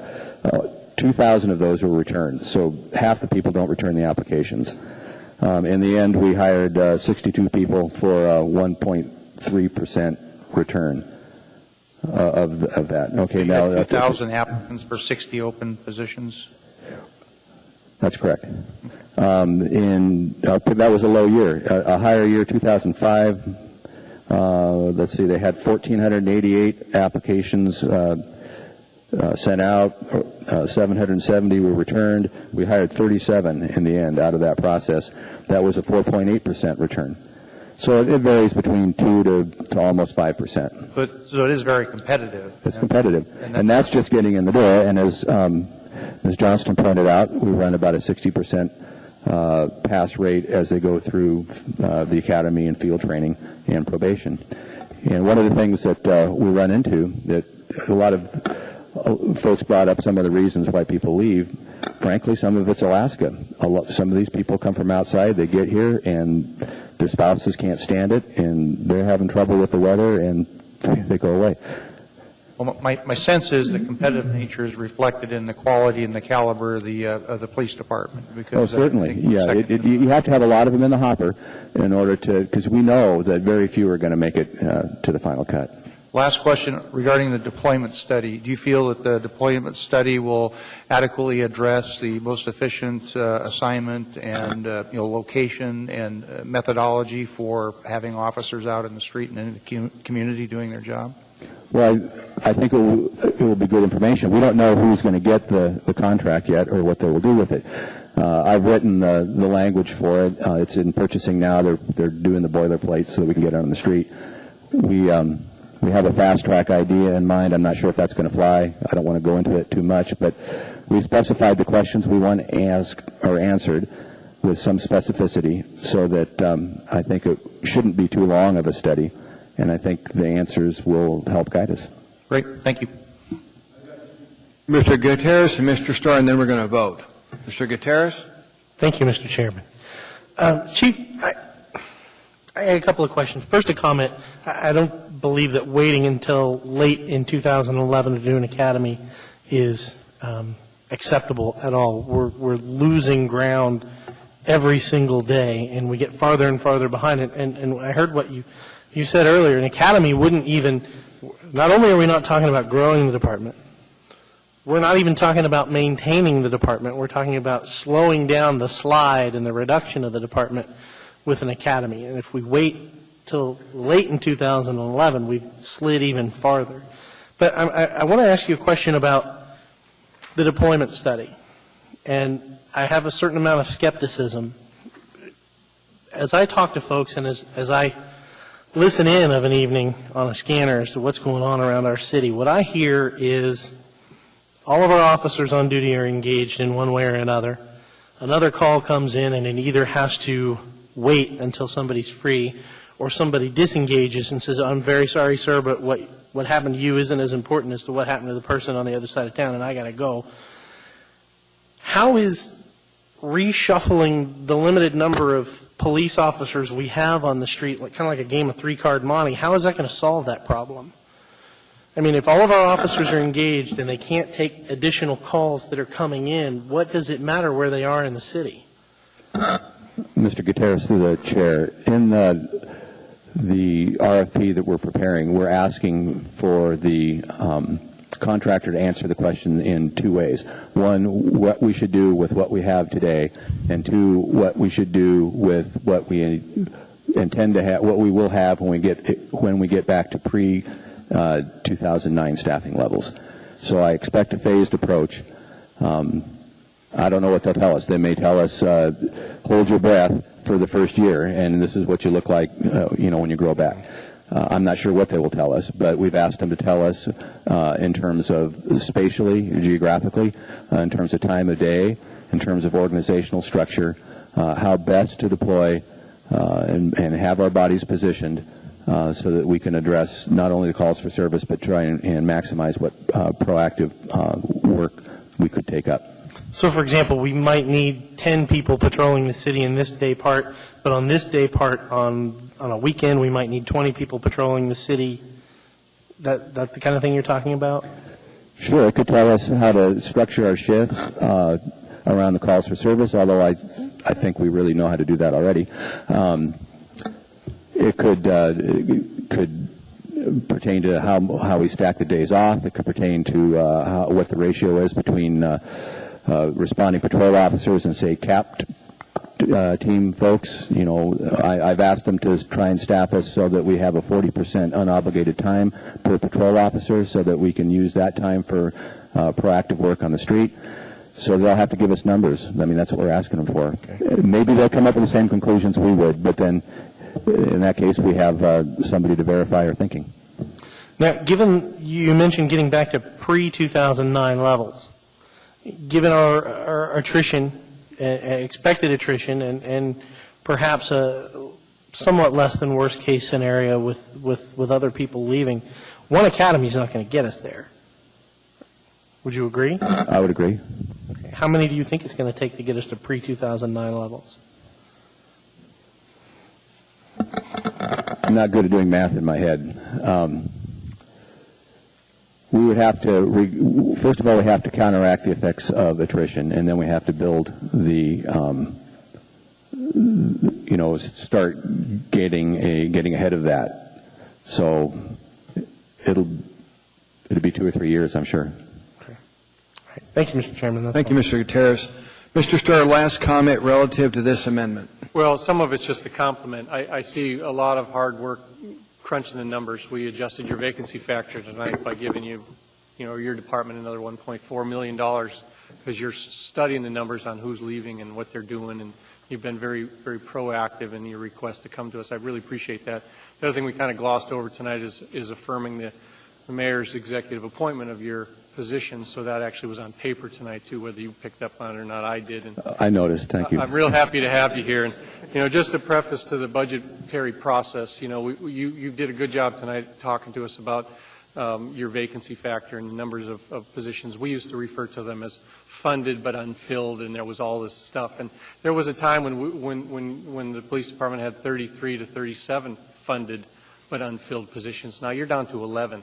And that shows really good management. It is tough. I can understand your need to not force people to retire, but you're here and talk. And it's tough to run a department, I'm sure, with that tight of vacancy factor. And I commend you for doing it every day. So there's a lot of that conversation, and it doesn't miss somebody that watches your numbers. And I hope the cooperation we get come to a budget review is positive. The deployment study, your knowledge base, I look real forward to working with you and crunching those numbers. Thank you. Thank you. I guess I do want to say that I appreciate the support of the Assembly, and I appreciate what you folks are considering doing. any chief, any department head would love to have more money, and I could spend it if you gave it to me. But the police department has to do its fair share. The other departments are taking worse hits than we are.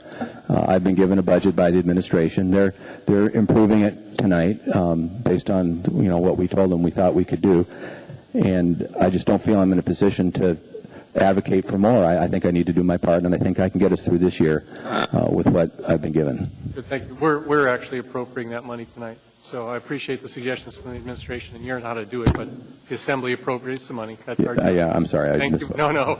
Thank you, Chief. Thanks. There's only one town I ask you not to send recruiters to. I think that was a place called Cleveland. I think we brought 12 up here for an academy, and none of them survived the field training experience, if you remember. The laterals, they did a lot more laterals when I was gone to the school district than we had done before I left. So I'm not sure I got the greatest hand around laterals. But what I think I see, maybe others in the audience could fill you in, That's is right. since they already know police work, they think it'll be easy. They get up here, and it's different. We're a different city, and the weather, the darkness, and they usually have families that come with them, and a lot of times it doesn't seem like they stay in the same numbers as the recruits do. I don't know if that's happened all the way across the board, but I know there was at least one academy that I think everybody is now gone from it. There was a lateral. That's right, sir. Thank you. Mr. Vaqueros, do you have anything germane to this amendment? If you would just please indulge me for a moment, I would like to just clarify a couple of things. Go ahead, sir. I've been going through the records and had a lot of studies done to see exactly what we had authorized over the years and what we've actually had assigned. And let me, and not to belabor the point and not to insult anyone's intelligence, but a lot of times folks get an authorization mixed up with what's actually assigned. An authorization is based on what's budgeted. What is in the budget for X number of officers? At the highest point of APD, October of 08, they had budgeted 424 officers. They had assigned 385 officers. Today, we have assigned 378 officers, and we have budgeted 387 officers. Now, when Mr. Mew, Chief Mew, said at the beginning of 09, if you looked at where we were at 09, we were at 418 authorized, we had 409 assigned, and we had 9 vacancies. We have 9 vacancies today based on our authorized level and versus what's actually assigned on the street. So I guess the point I'm trying to make is even at our highest point to where we are today, authorized, that's a difference of about 37 authorizations. But at no time did we ever get up to whatever our authorizations were. And if you look at where we are today with the 378 assigned, and at our highest point of officers actually on the street, we had 409 versus 378 today. So I guess the point I'm trying to make is it's not quite as gloomy as it was portrayed, because you got to, as I mentioned last night, we got to keep the apples from the oranges. One is authorized, one's assigned. Right now, we have 9 vacancies based on our authorization. Thank you, Mr. Vaqueros. We're going to vote on this item. Item is in front of us. Please vote. This will either add or not add into the budget the numbers for the police academy. Anybody else? That item was approved. Vote was 6-5.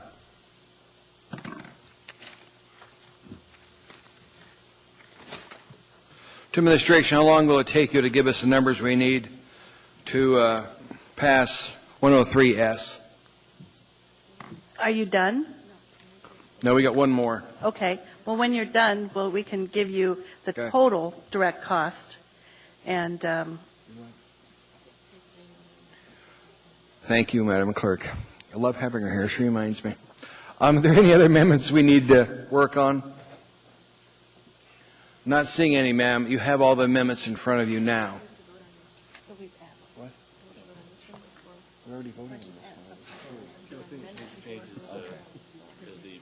Okay. 500 to 421, 625. Okay. AR 2010-103S is in front of us. Please vote. Sorry. There.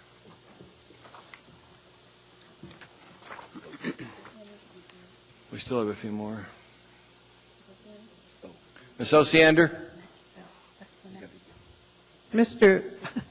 Chairman, we were conferring. We've approved 3 amendments, and they were the police, the bus service, and the 7,500. Is that correct? That's correct, ma'am. Thank you, sir.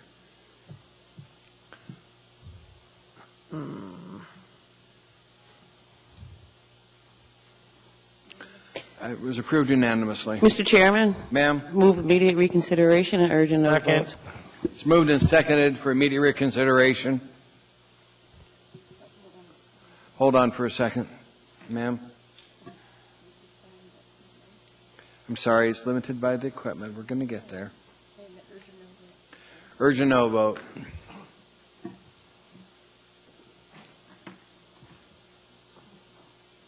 The motion fails, as we wanted it to. Thank you.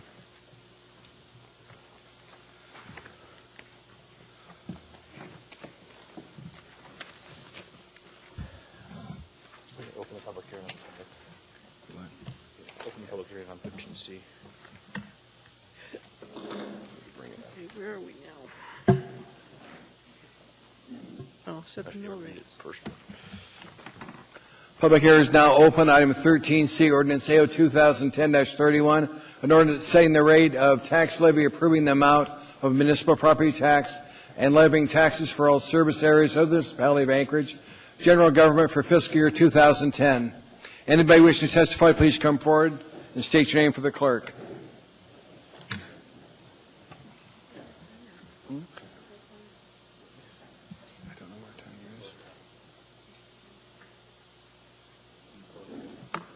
Hearing is no, and the public hearing is saying no, and the public hearing is closed on this item. What's the wish of the body? Move to approve. Move the S version. Move the S version. Thank you for the correction. That was second. It was moved by Mr. Flynn, seconded by Mrs. Gray Jackson.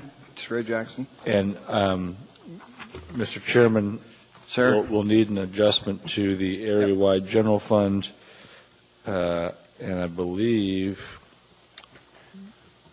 Do you have the only information, one, right? Cheryl? Mr. Chairman, in terms of the mill rate changes as a result of the Assembly amendments? Yes, ma'am. Okay, right now, they do not change based on the funds and the calculations. They were small amounts to the various funds. And so at this point, based on your amendments, there's no change in the mill rates. We do have a section, having said that, section on page 3, section 38, we still need to calculate if there's any IGC impact, and so there's a potential maybe that a mill rate might get tweaked as a result of that calculation. But right now, it stands as the S version outlines. If memory serves, Mr. Flynn? If memory serves, last year we offered sort of a conforming amendment recognizing the changes we made in the preceding legislation. So I'd move that any necessary conforming language be adopted as part of the administrative process. Moved in second and asked unanimous consent. Standard boilerplate language. See no objection. That's approved. It's already in. I'm sorry. I've got to go computer. Sorry about that. No, it's okay. You made the motion. I made it. Bill seconded. We just plugged it in for you, Barbara. Sorry. You okay? Ma'am? Could we go back to Ms. Frasca? I'm catching some body language. She wants to say something. Well, I just wanted to point out that we tried to help you by including that boilerplate language into the S version, and that is section 38 on page 3. And so that way it's taken care of, that it allows us to make any changes that reflect your amendments, as well as do IGC changes. Fair enough. Anything else, Ms. Osiander? Okay. Mr. Starr? Well, don't the total taxes levied change because of the amendments, however? I know you've got the mill rates, but the total dollar changes on line 26, doesn't it? You're correct, Mr. Chairman, and that would be one of the conforming amendments we I got make it. as a As long result as you change the of number, your we're amendment. happy Yes, to yes, put it we on will the go record. through there, but we don't expect the mill rates to Got it. to Thank change you. at this point. Anything else, Mr. Starr? Any other comments from assembly members before we vote on this? Please vote.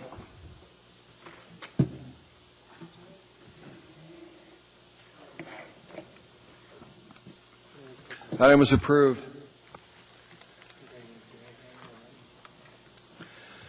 Next item in business in front of us is special orders. Are there any? Not seeing any. Unfinished agenda, there is none. Audience participation, is there anybody that wishes to come address the assembly on any items not on the agenda? Not seeing anybody. We'll go down to somebody comment. Ms. Osiander? Mr. Gutierrez? Thank you, Mr. Chairman. I just wanted to make a brief comment. I hope Assembly members understand how privileged we were this evening, not only to have a recipient of the Silver Star, but also a recipient of the Distinguished Flying Cross in our presence this evening. And it's one of those times when you truly have to appreciate the position we're in, that we get to work for these people. We serve them, and that's something very special. Thank you, sir. Paul? I just wanted to point out to my fellow colleagues in the Assembly here that though public safety may be one of my main issues, it's not the only issue. I've got just as many concerns on other areas within the municipality. But I thank you for your candidacy. I thank you for your good words and your wisdom, so I appreciate the support. Thank you. We look forward to your comments on other items too, sir. Mr. Hall, sir? Being consistent with the evening, no comment. Mr. Starr, sir? Just a point of, on your committee selections, there's one that was Veterans and Military Affairs that I didn't see an assignment, and I would like to see if I could serve with Mr. Honeman on that if you do choose to appoint that committee. It's valid for me because it's a lot of constituent base for the military, and Mr. Honeman. I have no problem. I've got Mr. Holloman and myself on there, the only two veterans on the sheet that I had. Sorry. on this body, but we're going to have you join us because there's a lot of people that support the military that are not veterans here. Absolutely. Ms. Osiander? I know that this is a misprint and it wasn't intentional, Mr. Traney, but you listed the Anchorage Chamber of Commerce twice and you omitted the Eagle River Chamber of Commerce? The clerk will correct that obvious error on my part. Very good, Mr. Traney. I apologize. How could I forget Eagle River? Although I did try one time, and I remember you chastised me. We're not going there, are we? Mr. Flynn, sir. Ms. Johnston? And congratulations for those of you who don't know that. Ms. Johnston filed for the state Senate today from her area. Condolences. Thank you, and I've already spoken more than I'm used to tonight. Ms. Gray Jackson? Thank you, Mr. Chairman. Really quickly, I want to go back down memory lane and thank the administration for adding that section to the ordinance, because we used to spend so much time after we approved the budget running the numbers, which just really didn't make sense. So welcome to the 21st century. Thank you, Mr. Chairman. Thank you, ma'am. Mr. Birch, sir. I guess a couple things tonight. First of all, I am looking forward, as a member of the Public Safety Committee, in assisting the Department of Public Safety and APD in getting out, getting beyond the paper record and getting into an automated system. And secondly, I wanted to recognize and thank Ms. Frasca and her group for the great support in this budget process. It seemed to go very, very well tonight as far as wrapping up those first quarter revisions. That's it. Thanks. Mr. Drummond? No comments in particular, other than I'm looking forward to working with my new colleague in West Anchorage, Ernie Hall. Second. Ms. Frasca, I just want to thank you because Elvie's right. We used to spend hours every night adjourned so people could run trying to get the right numbers, so thank you very much. We want to thank you for the limited number of amendments, too. We need a motion to adjourn. There is it. We're adjourned.